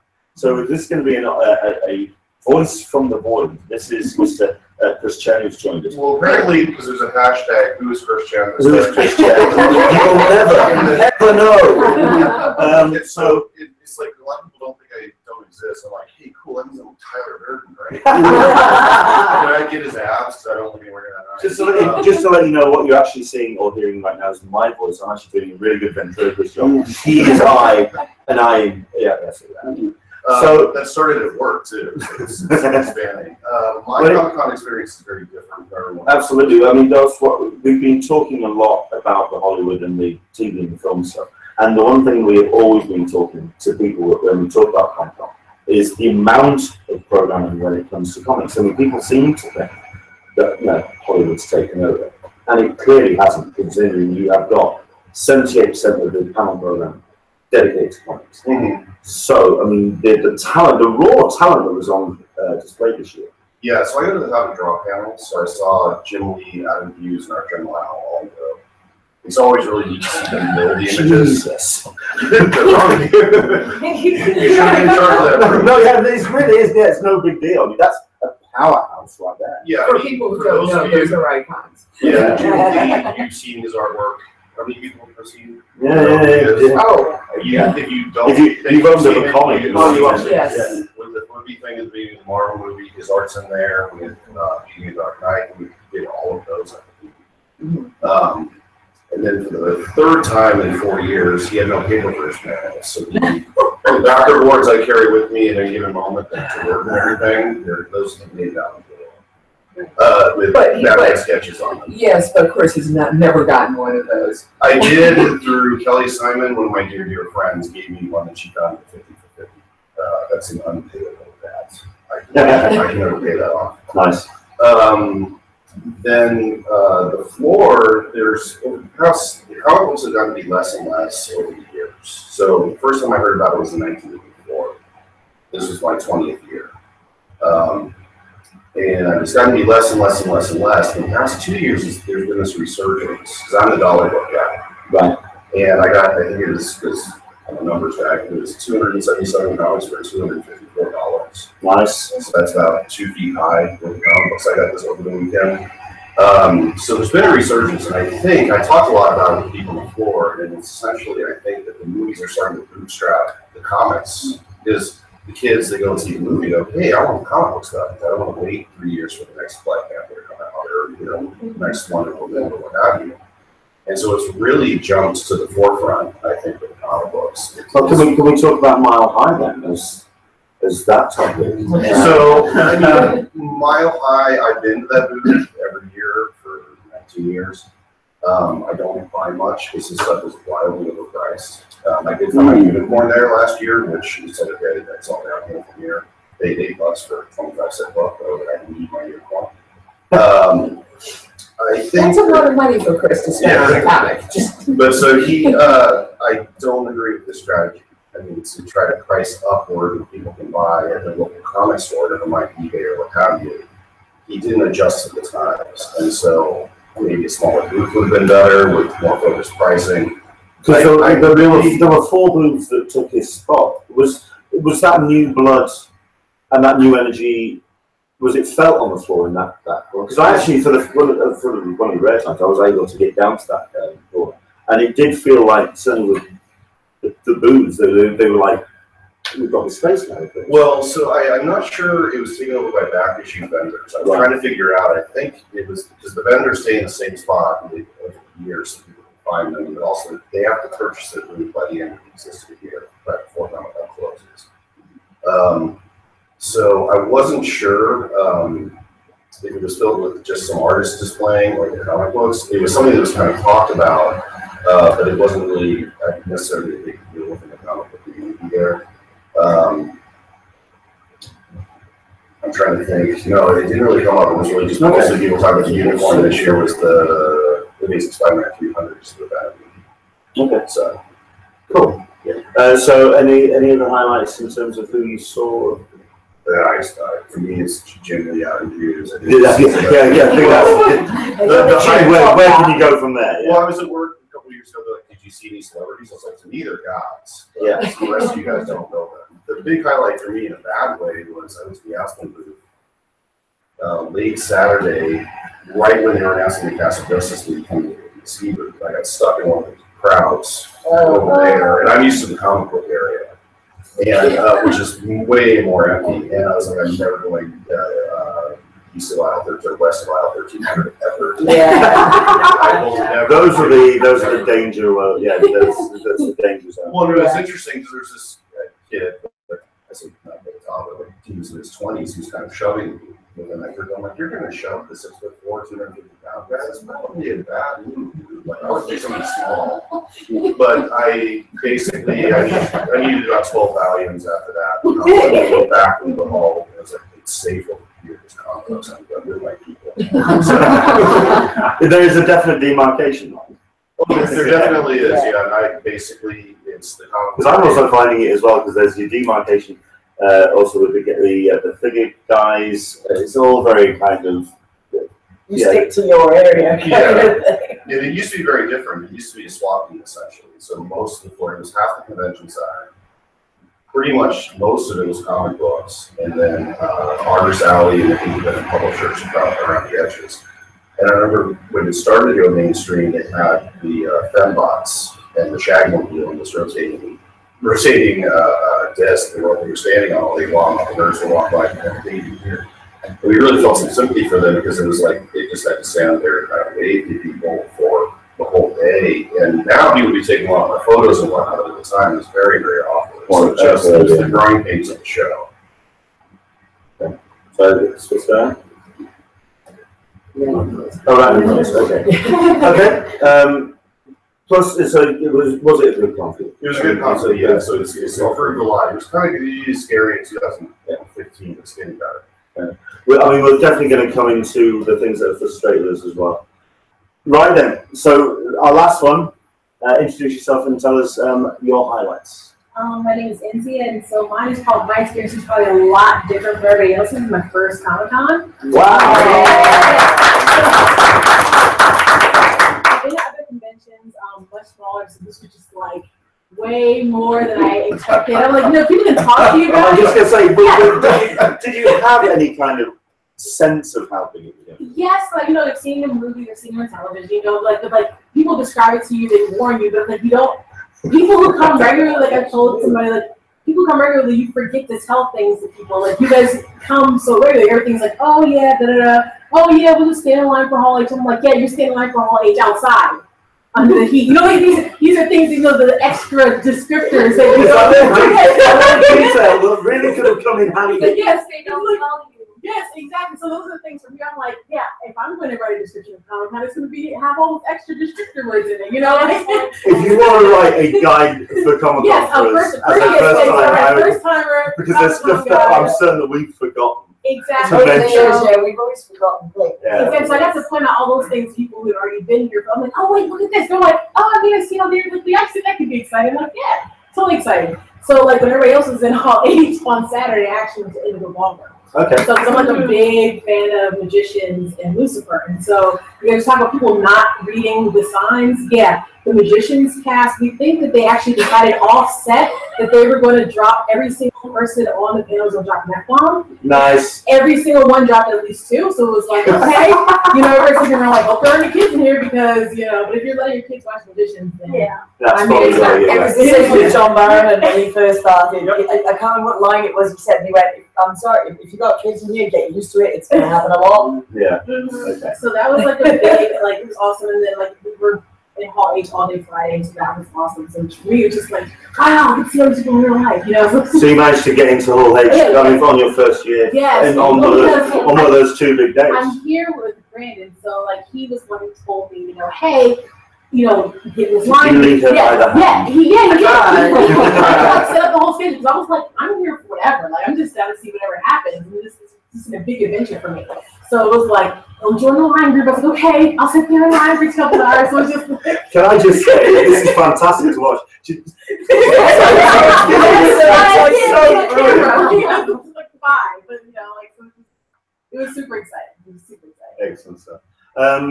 So other than Magicians, I mean, Game of Thrones. How was Lucifer?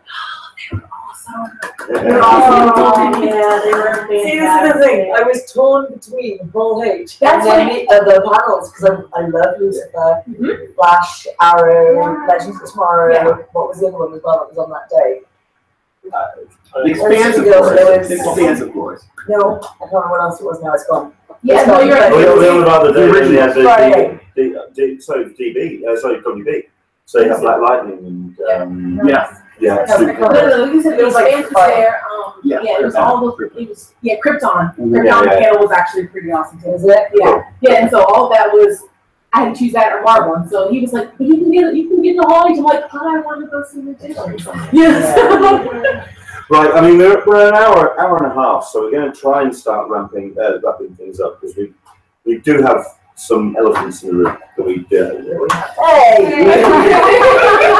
Some other elephants in the room. Did anybody here attend Sunday panel in Hall H? Yes. Yeah, okay. So did you guys find, what was interesting to me as I was walking by and they were loading Hall H, that half of the people didn't have wristbands. So they didn't have wristbands on. They didn't get yeah. Well, they did, okay. No, half of the people towards the back of the room They were just didn't walk-ins. queue. It wasn't forced. They just let people in. Right. And Yeah. if you had Yeah. waited an hour from when I was talking with one of the security guards, you could have gotten in Yeah, absolutely. to the thing. And a lot of people, I think he even said that Doctor Who had empty seats in it. That filled up. Yeah. I'd say from about halfway through the Dirt Gently panel, that was starting to. I mean, but it was a walk-in. I mean, I walked in the Dirt Gently. I have a 10-minute walk with Yeah. Yeah, I went down in last year too. So it's interesting that this Sunday that you can find those little quirky things, and this is again for the newer folks, where you can't just walk in to I understand there were some issues on Thursday where people, they loaded some of the chutes in and then stopped, and then there was just these empty seats, and there was people in the line going, "Let us in, please," and they weren't letting them in. And I've yet to determine exactly what that was all about, because that was on the Thursday. It does seem to me that Hall H was the conscientious place this year. It was the one that really has caused the most amount of issues in terms of the lines, in terms of line cutting, in terms of the wristband distribution. All the things that CCI had put into place to try and make the situation as tolerable as possible, it didn't quite come to gel. Yeah, it seemed to fail this year, Well, which is so weird. But they failed miserably. It wasn't a minor failure. I mean, that was huge. And I think to a certain extent, I think. CCI, they're not. The group of people that run CCI, they're not stupid. They saw the flaws, and next year they will have done something about it. Absolutely. I mean, I know you're saying it's a failure, but when you have somebody who is surreptitiously dumping 450 or 400 to 500 wristbands into criminals, they are criminals, dumping them into the water supply, and then everything just gets blocked up, and you've got an entire chute of people that should have had seats in that room but couldn't have them in. That's not CCI's fault, but then you have to then kind of work out, okay, so now what do we do, or what does CCI do? And it's a case of now, how does Comic-Con evolve? How can it learn? Well, not only that, how can it learn from this year, but can it actually survive this year? Because there have been so many people that have said that the situation this year, not just in Hall H, but just lines generally, the sense of entitlement. John Rogers, I think, put it best. And in the talkback, he mentioned that he felt that the atmosphere of Comic-Con this year, now that it's gone mainstream. 5-6 years ago, it was the nerds that were celebrating, and they have a kind of innate sense of goodwill that you will behave in a certain way. The way he described it is, now the general public are involved. Now the norms are getting into Comic-Con, because it's cool to go to Comic-Con. The Uber driver nailed it. In much the same way as with Coachella. When 5-6 years ago, Coachella was great for music fans to go to enjoy Coachella. Now, in 2017, it's people who are going to Coachella because it's cool. It's cool to go to Coachella. It's cool to go to Comic-Con. But that then brings this sense of entitlement, and there's also this element that will game the system that we try to work with. Am I wrong? Yeah. There was an interesting person at the talkback panel, probably the most contentious person at the talkback panel yesterday, who was in John's face. And he was a new person, but has done event planning for larger events. And he called John out. Quite violently. Yeah. I mean, that was pretty intense. And that that person was new. He'd never been to Comic-Con before. And for a new person who wasn't familiar with the culture to walk in and say those kinds of things was very uncomfortable for me personally. I mean, it was for everybody. He bordered on the rude. I mean, yes. And actually, you know, that's to the point where it appears that there might actually be some physical problems. This is the thing, though. This is where you then have to, while his behaviour, you can't condone that. You then have to. I was desperately trying throughout the entire thing to try and keep a very impartial sense of it, sense as an audience member in that talkback. And I was trying to work out whether, while it was, yeah, like I say, his behaviour was unconscionable, whether he had a point. You know what I mean? Whether he did, the CCI needs to do something to move on from this. I mean, a number of the conversations we're talking about using the RFID to its full potential. But then we also had a third of the panels, a third of the questions and a third of the comments, which are just totally out of sense of reality, as per usual, where they're talking about, oh, well, let's take another pet though. And at which point there's us in the audience that have this before, and just going, look, do we have to go through this goddamn argument? But let's go through a couple of the main points, because there was a third of those conversations. RFID technology, strong proponent of it. Think that we can use it for to talk to about that, address issues of bathroom passes, to address issues of line swelling in the Hall H line on Saturday. I can see the whole +5 thing or amended very seriously next year. Yeah, I think that's going to be relooked at, unfortunately. Because I love being able to put in my 8 hours and, you know, be one and done, kind of thing. The RFID is a link to your membership, which will link to an email address. So what you do is you say, right, I have a package file, put the file out, everybody gets an email with the barcode. And that will, yeah, that's a lottery. Yeah, well, no. You should still line up, but instead of having the wristband. Yeah, you do that. You do that. Once you start the queue, you book it. When you book out, all 5 of them got to be there. Someone said, like they do with Conan. Someone actually put a suggestion as well, and I think they would be great for them. Anyone who was in IT would just go, yeah, I'm down for that. To actually use the app a bit more. And to have, say, for example, push notifications sent out and say, this group now need to go to, you are now, it would almost take the lines out of the equation, because then you would be brought in gradually. But that's one of those IT people. I am 97% with them. 3% are not is the folks who have trouble getting signal. The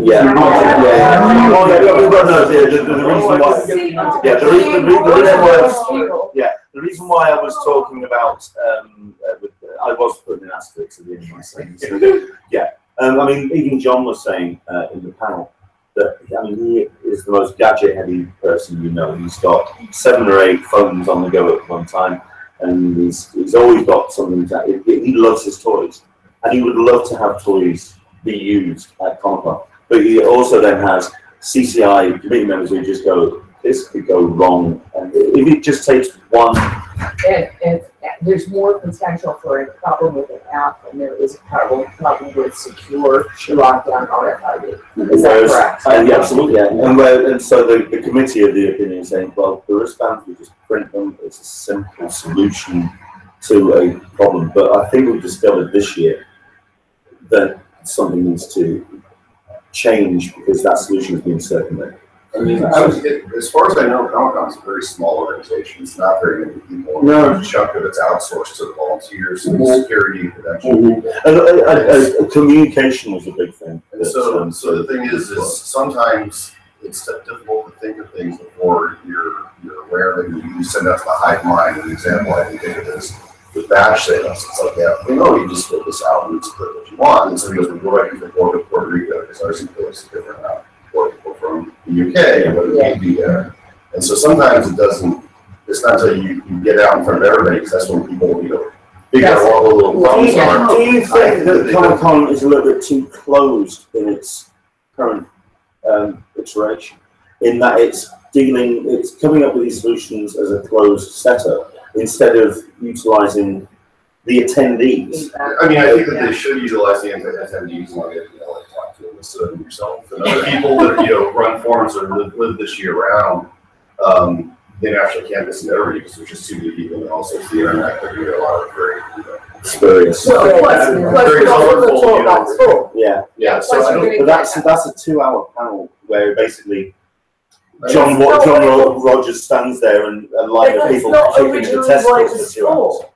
That's not originally what it was for. The talk back was the talk back. It was, okay, where did we go back? Where did we go wrong? Where did we go back? Yeah. What can we do to actually attempt to fix it? And instead, it's turned into a bitch fest where John Rogers basically gets kicked in the knackers every 2 hours. Yeah. I mean, I think they've done a remarkable job for doing things blind and broken, because there's always going to be somebody who's unhappy, and I also think it's remarkable that they continue to do the talk back.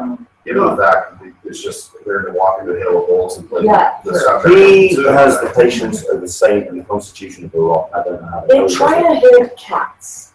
There's that. Yeah. They're basically trying to herd 160,000 cats. And it's not, I mean, a lot of people refer to us all as we were herding cattle this year. And it wasn't, because you still had the ones that go, no, I want to go this way. And like, no, you need to go this way. This way. Yeah. Just move that way. And they just weren't listening. And if people were listening to what they were being told a lot of the time, it would have gone better. Okay, there was a miscommunications happening. One of the girls that we know, she went to pick up the merchandise t-shirts. These t-shirts. She went to pick them up yesterday. She asked a volunteer, where do I go to pick up the t-shirts? They went, oh, you go to the Hyatt.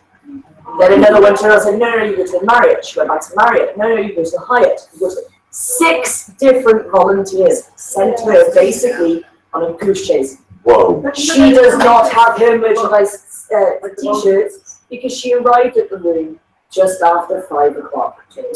2 minutes after the doors shut, and they went, sorry, you've lost your money then. Their exact terms to her was, you've lost your money. Well, in that case, that's where the contact form and she's emailing CCI. The volunteers should all have a copy that died with the. They should that. Where was the volunteers t-shirts they picked up from? The Hyatt. Merchandise was Marriott. They were getting confused with themselves. That goes back to the whole thing about operations. And that's what that one guy was talking about. There should be people on the ground who have direct contact, because they set up their command center inside the exhibit hall, right? Yeah. And so you should have operational people who actually go around. Their whole job is to report on what's actually happening at all the major locations, because we see these problems pop up, and you said communication. The lack of communication is actually phenomenal. There is honestly no excuse for that, because that's always a constant issue with them. And so, yes, they have limited budget, but, unfortunately, I'm one of those people. I actually looked at their Form 990, which is their form that they have to file with the IRS because they are a nonprofit. And I looked at those numbers. They've got money there to hire more people, that they choose not to. That's a choice that they make. And that guy was right. That's a choice that they make. There should be a head operations guy. John's job is not the operational. No, it's not. That is not really his job, and that's not Faye's job. They need to hire an operational person who goes around and talks to all the key people, finding out what's going on. He should have his own separate staff that reports directly back to him, and he's responsible for making sure that things run smoothly. If something happens, he gets there, and he needs to call in the big guns like John or Faye. He can call those people in, and then they can go to the whoever the security people and just the point. Yes. Just in case you hadn't realised, someone brought a baseball bat with him. He's feeling round up.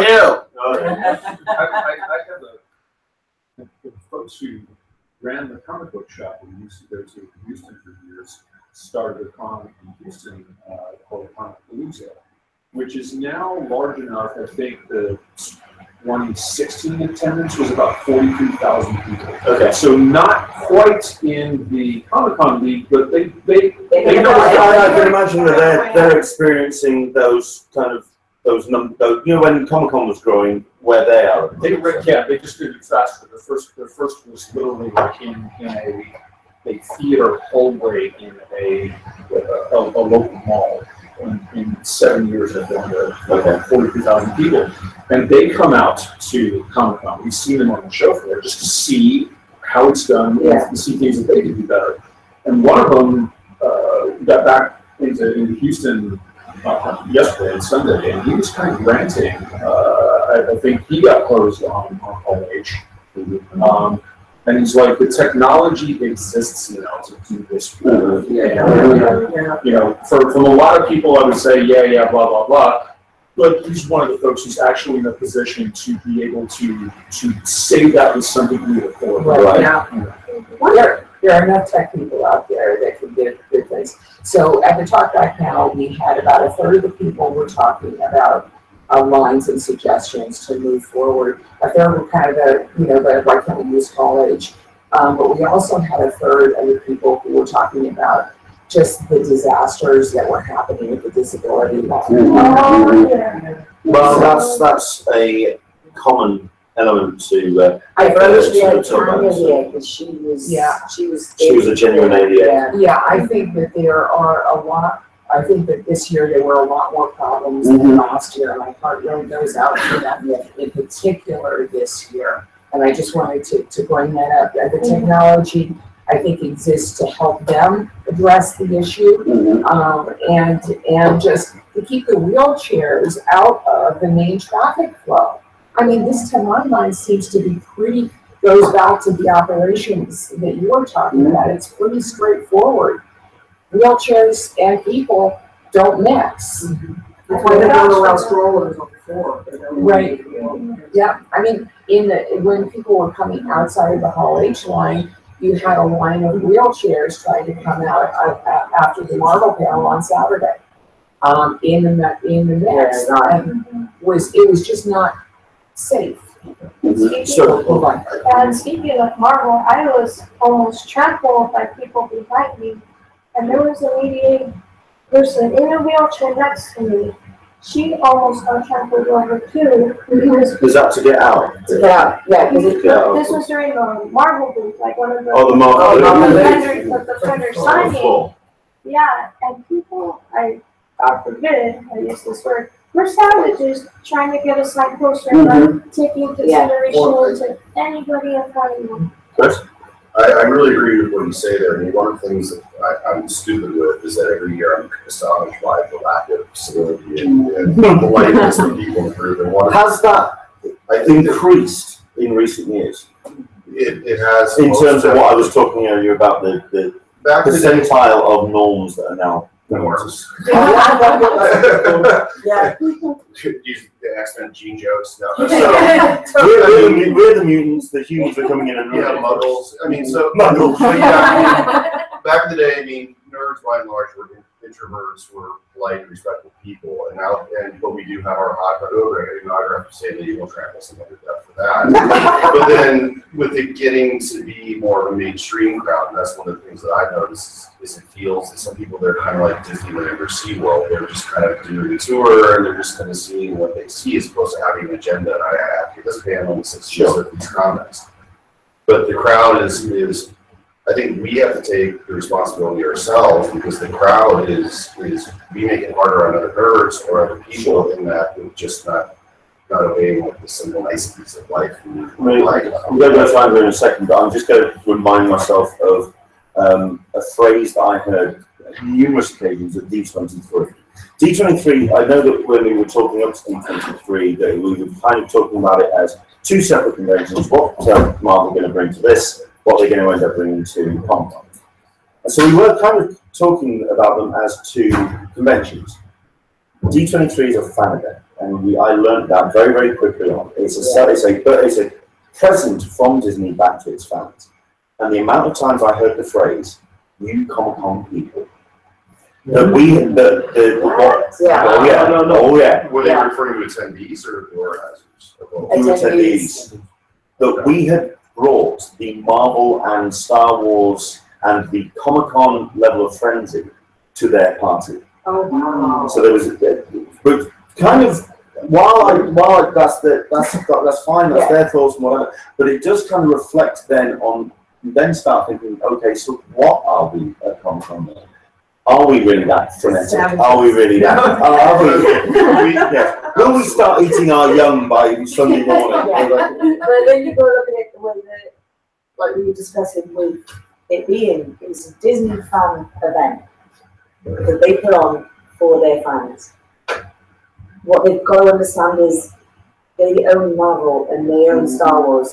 They've got that now. They've got to put up with that. They bought that part of the package as well. Absolutely. They didn't just buy those titles. They They bought the us fandom. lot. They bought the fan. And we've got to do something. It was excellent. I think it's fair to right people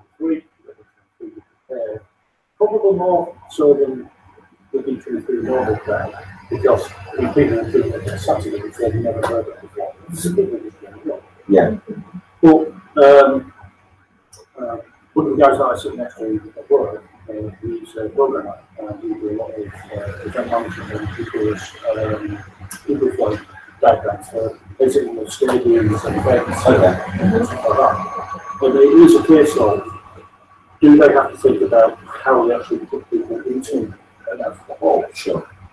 Do they have to split up because it's like each hole now, you've got an entry they want it. Are they now going to have to say, right, well, those 4 girls are entry? They're blank, they're rated. So you've actually got They do that. They do that in Hall H. The problem is that with Hall H, instead of people leaving in an orderly fashion, it's right, the panel's over, the day's over, quick, let's get out of here and kind of head to the door. Okay. And there's no organisation to the exit of the room. No. At the end of the day, Conan did. They organised it. They just went, okay, That's you Conan, that's line, theatre. line, you next, you line, next.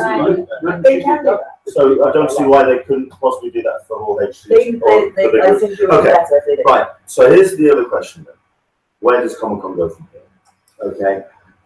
Could we be seeing less programming and panel clearing of routes? Could we be seeing, because I mean, myself and Alyssa have just turned around and said we don't think it's feasible. I would like to bring up something quick about the clearing of rooms. And one of the beauties of, in my opinion, the beauties of San Diego Comic-Con is that when you don't clear rooms, you get exposed to so much more. Yeah. And that's the problem. That is the problem with NYCC, in my opinion, humble opinion, is that their fans are much more insular. They don't see the supernatural panel because they wanted to see God. They weren't half the Doctor Who. Yeah. So they don't get exposed to it. So they're not part of the supernatural field. Sure. So I mean, there's a whole bunch of people that will now be exposed to Dirt Journey because of it being programmed, or indeed the last ship. If that's your one. It's a ripping point. It kind of is, yes. So is it going to be more a case of they'll just streamline what they've currently got, or do you think that they will go quantumly with what they do in terms of will we see a different Comic-Con next year? Well, I know I'm going to hear from Mark. He's been bloody quiet for a long time. There's no black and white answer. Right. Okay. It's as simple as that. And Comic-Con are reactionary. They haven't been proactive in a long time. There you go. That's true. And I don't see them ever returning to be proactive. They're now dealing with a completely different set of fans. Not the people in this room. Me and Rebecca Hoff were talking about it. This weekend felt like spring break. It didn't feel like Comic-Con. It was not. Whoa, yeah! Lots of people That's here a good way who didn't belong here. Yeah. Even if they didn't have a badge, you walk around the gas lamp, there was people here who you could just tell who they came because it's cool. Yeah, exactly. The normals, as you were saying. Yeah. And let's go look at the dancing freaks down the and I don't think Comic-Con know how to deal with it. Yeah. That's the problem. I don't think yet. Are they learning? Yes. Well, I don't know how they're going to. Not with that. I don't know how they're going to, because the people that organise it are nerds. People that have always attended are nerds, and now we have this other element that's coming in that, how do we deal with it? But we do need to see some overall changes in processes of Comic-Con, but also there needs to be a house cleaning. What I mean by that is I feel like SDCC has gotten very concerned about how certain things work. And one of the things I want to point out is all of this conversation is revolving around all age, 12 and 20, and offsites. Yeah. What about the small panels that have really been the heart and soul? Now you talked about drawing panels. Those are what I consider kind of some of the original core panels of SDCC. Somehow they need to start looking at that smaller panel schedule and clearing out the things that are not well attended, that could be something else more interesting. Easy, Tiger. My panel was very interesting. Okay, there weren't that many people in the room, but it was a really interesting. No, okay. There was you and Caroline. There was me and Caroline. Yes, it was me, Caroline, and Kieran Gillen's mum. I think. I appreciate that they're trying to do like kind of a little something for everybody, but there are some interests are not as well represented as others, and there are some panels, and I would say specifically kind of like some of the how-to panels that are not providing extremely useful content to the attendees, and it turns into a chat fest among those delivering the panel instead of really teaching people what they want to know. So I think drawing in some of that glitz and glamour and excitement that surrounds all of the big college and all the stuff, how do you draw some of that interest back into the smaller panels to make it a more well-rounded content? So we give room 2 to Chris Hardwick with Christian. Room 32 AD to Kevin Smith. I respectfully disagree. I'd say Hollywood has its presence. It's got its huge presence. It's got a lot of things that people are interested in, whether it be that they bring the props from the movies, people attending the Marvel booth, the panels that they have and whatnot. But those small panels, some of them are just absolutely jam-packed with people that want to learn. Some of them are, but the people presenting need to be very conscientious of delivering this information. Yeah, and some of them, the ones I've been to, they work very well. There's ones that I've sat in waiting for the next one to start. And it's, I'm in the video game panel, it's the dude from DuckTales or whatever, who does the voices or whatever. And to me, I'm there just because I want to get a seat for the next one. And everybody around me is just lighting up as they're talking about stuff. So I think it's just the diverse set of opinions that are in there. And then the panel I went to wasn't even how to draw. It was Adam Hughes just talking about his career. And he's as funny as Kevin Smith. You've never seen him. He's fantastic. So the diversity of Comic-Con, I don't think this should necessarily strip it out. Just because, like, when I watch that's what makes it, like, when I watch the fans, I was like, okay, I know everything about this show. I don't even see it. And, like, they have these people show the book. I didn't know that. Yeah. It's just so huge. And I think, because the other thing is, this is Chris's, I personally think, like disco, like grunge, like everything else, the muggles, few jokes, whatever, they're going to stop attending at some point. They'll get bored. Okay, let's ask that then. Could this be the year that they start coming, next year be the year start coming, because it is now so much hassle? My prediction, I had 2 of them. One of them was Amy Farrah Fowler, slept with Sheldon. It didn't happen there, right? Big Bang Theory blog nerds into the real life. We warn people on the beach. You kick sand in our face, right? We have feelings, we have thoughts, we have emotions, we have all that stuff.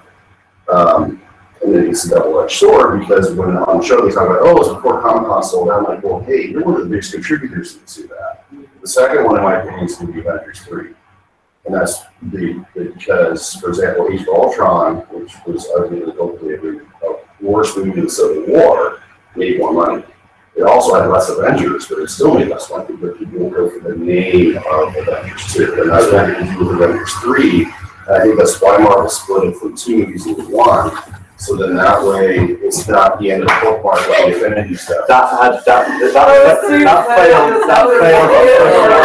might as well have just walked across. Oh my God! The only difference was it was just your off. At some point, the bubble will burst. Superhero fatigue won't hit us. We're all going to go see Deadpool. Whatever they make, we're going to be there. There was a tweet this morning. At some point, the families, they're targeting families, right? Because rated R, you can't bring the kids, right? Sometimes usually it's wives don't want usually, I'm saying, but thank you for that. usually they're, it's the guys that I work with, that's the situation they come across. I mean, it was Rob Liefeld that tweeted this morning about, he mentioned about Wonder Woman and Spider-Man Homecoming. I think they mentioned another one as well, and basically just went, what for two? Yeah, they are the top two just films. regenerated it again. Yeah. It's just given it a boost. But now it's a case, I think I think it's gonna it's, do the like you same. say, it's now a case of when will we start shaving off the dead wood? And it will, and I think it'll become easier to get to. It's no, it will still sell out. I think it'll still be more nerd focused, and maybe a day, but it's not going to be the 45 minutes that we've experienced over the past few years. Then, as a suggestion, and other conventions use this, Dragon Con uses different tracks. I think as a suggestion to CCI, having a clear designation in the guidebooks and in the app for, okay, this is the comics track, and listing them all in a different color. This is a TV track. This is a movie track. But that then is breaking things down where you could be not exposed to stuff again, because some of the, I mean, it's like, for example, I wouldn't then necessarily, I'm not a gamer. I make a point of walking around. I mean, literally, I do a circuit of the entire hall. I go around, and I go up and down, and I go every inch of that floor. There are things on that floor that I still have not seen this year because of it. It's massive size. Yeah. But if they did that, there are things I wouldn't bother going to see. No, I'm not talking about the floor. I'm talking about the panel. They are pretty well segmented. I mean, just because the demand of it, right? So, for example, room 2, the hot drop panel, that's like 200 or 300 people. That's not solid. And it's the right size for it. And to be honest, I honestly think the Hall H stuff is way easier to plan. It's like, well, I'm down to do most short plan. All right, that's what happened. The other stuff I think is the hard part, is filling out all those mixed bands, right? Yeah. But I do think it's a lot of utility, and even people a lot for what's going on there. I think what I'm talking about is trying to get the app into some format where it can be sorted. It can be sorted. I think we can all agree that the app can be improved on numerous levels. And really, I mean, what there really needs to be is this buddy app, an app which someone could develop that really serves a guide. Brandon, you were going to say something a minute ago. Well, no, I guess it's kind of what a lot of you have been saying, like jump off from one, jump off from Carol. Just the idea of we're kind of in a catch-22 because on one end, you have the argument of execution, and then on the other end of being all-encompassing, and you have folks that are nerds and geeks, and then on the other end you have folks that are brand new. So I mean, the joy actually, at least for me, is always introducing new people to Comic-Con and vicariously actually experiencing it. Because I mean, let's be honest, I've done Comic-Con practice as well, and I still don't get me wrong, I still love it, I still enjoy it, but you're never gonna have that first con experience again. I hated my first con. It's not gonna happen again. I hated it. So to live through that with someone else and see like their eyes is like widen and experience all these things is really. There's goofing around with the Marvel comment. There's so many people a lot of time online of people that don't deserve to be there, and I don't necessarily agree with that. There's a guy who didn't get tickets. He'd been going since the beginning, like 1971, 40 years in a row, and didn't get tickets. Then there's me in the middle, and then there's a kid I saw in the trolley, this big, wearing a Captain America outfit, and he was like vibrating. He's so excited, and it's like, okay, how do you just get a Sophie's Choice moment? How do you get who's the right person? The answer is anyone who's interested. So I think we can basically say that the people who don't belong here is those ones with the wristbands that are in the back who need to be strung up and possibly taken. Well, that's just the criminal that you're going to find in any. A fork can use as a weapon, right? It's just how you choose to use something. I was saying that there's 3 types of people that are coming to this now. You've got the hardcore fans that are here because they love it and they've been here for so many times. Then you've got the people that are discovering it, and you've the people that have no idea what they're in for. Sorry, but this stuff gets in your blood. Yeah. You get hooked. It's kind of like crap. And then you've got your third that are literally just here to say that they've been. Yeah. Which, okay, fine. You get it. I get it. But they're here not just because they want to say that they come here. They're here because they want to flip everything. They want to buy everything. They want to grab everything, and then they want to sell it on. They're not here because they're. I'd even say there's a bunch of established attendees that are doing the same on an almost industrial level. No, not like little bit, not like, you need to break that into 2 categories, because you've got the flippers, absolutely, and I'm not saying you don't, but you've also got the gawkers, the norms. You know. Okay. We're trying our best not to use this phrase, but it does seem to keep going up. We do apologize. The thing with the norms is that we're opening up a new world for them. Right. It's like discovering a new. It's like discovering a new drink that you didn't know you liked. Absolutely, and if the norms are open and can we stop using if they're open to experiencing our world, great, love it, welcome in. Yeah. Yeah. But if they're just turning up and going to the parties and being sick in the street. Yep. Stick them on a bus, get them out of town. Send them to spring break. The hollers look that way. Send them to Blackpool when the lights are put on. Yeah! Ship them out. Or there's like the party Hollywood Con, and then there's like We could send them to Butlins. It kind of looks like sales. Just a little bit.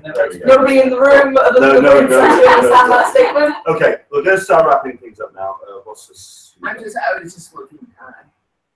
What does that word even say? No, you read it and you can't remember, can you? Oh, and on highlight expansion. Which we've done. We covered it again. Well, I just wanted. Is it expansion? I can kind of see that. I'm glad nobody is looking at mine. This is better than mine. Okay, so to wrap things up. Okay, and this is going to sound like a strange question, but was this a good Comic-Con? Thumbs up. You know what?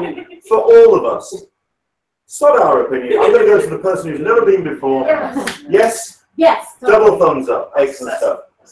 I'm going to say it was a good con with an asterisk. The con needs to learn. The con needs to learn. And it's like Mark says, it now needs to. It needs to learn from this con. Not just the history of it, but from this event. I think this is the event that has felt off. Yeah. So now we need to just kind of get things back on the level ship. Okay. I mean, the best advice I can give somebody back, because I was the one around 2008 or so. I carried the flag higher and louder than anyone else about that. I was not comics anymore. Screw you, so on and so forth. And I actually sent an email to Comic-Con and named to Faye. Somebody mentioned Faye. Yeah. Sent it to Faye, and she responded, and Dave responded. I've been talking to them every now and then since. And the thing I realized that was only hurting me. You know, it's like, okay, I don't want to Comic-Con experience over a smaller con. Yeah. I'll go to every comic store in San Diego. Well, the way I usually describe it, when someone turns around and says there's the comic content, it's there. You just need to look for it. It's there. Well, that's what Kevin Smith. Yeah, he says it in the fans. So something I know where all the pockets are. So stuff over there. So I mean, I personally think they do a phenomenal job. Even though it's also, a meeting with 50 people from work, and it's like it takes me a few weeks. It's almost the scale of this. But the best advice I can give is like, okay, there's still cool things to see. You don't get to see actually or what have you. and go explore that if you can't make it where you want to go. That's how I adapted to it, and it worked well for me. So that's the advice I could end up maybe jaded about how it's coming up. Artist alley. Yeah. Artist alley is. Yeah. Something that got brought up as well, just to finish up as well, the art show needs to come back into something, because that was, there you go, that's my little comment, it needs to be that. Listen, everybody, thank you very much indeed for joining us today. I know it's been a slightly longer show, what, 2 hours or so, but we've covered a lot. I would like to thank our special guests, not only Gil Cabrera from the Convention Centre, but all of our people who have joined us here today. Thank you so much indeed for joining us. You weren't able to see it. So you tried to get out. From myself, Len Sultanet, from Alyssa Franks, and Mark Sobey, my regular partner in crime, we're going to take some time off. Deal with this. Okay? There's 2 reasons why I'm taking some time off. Number 1, I'm here for another week, and I'm enjoying my holiday. Thank you very much. We are doing nothing. We are doing sod all. This thing, there's a shirt somewhere without a Comic-Con logo on it. We are changing. That will be the closing of the door for this year. We are going to take a couple of weeks off. We will be announcing when we're going to be coming back. We haven't got a date yet because myself and Alyssa will sit down and talk about when we're back. I'm pushing for a 1 week vacation. It's not happening. Not happening. I may do a show by myself without him. Oh, you did this last year, didn't you? I did. Well, I'm going to come next weekend, so we can just start next weekend. Stay tuned is the motto. Oh, good Lord. Okay.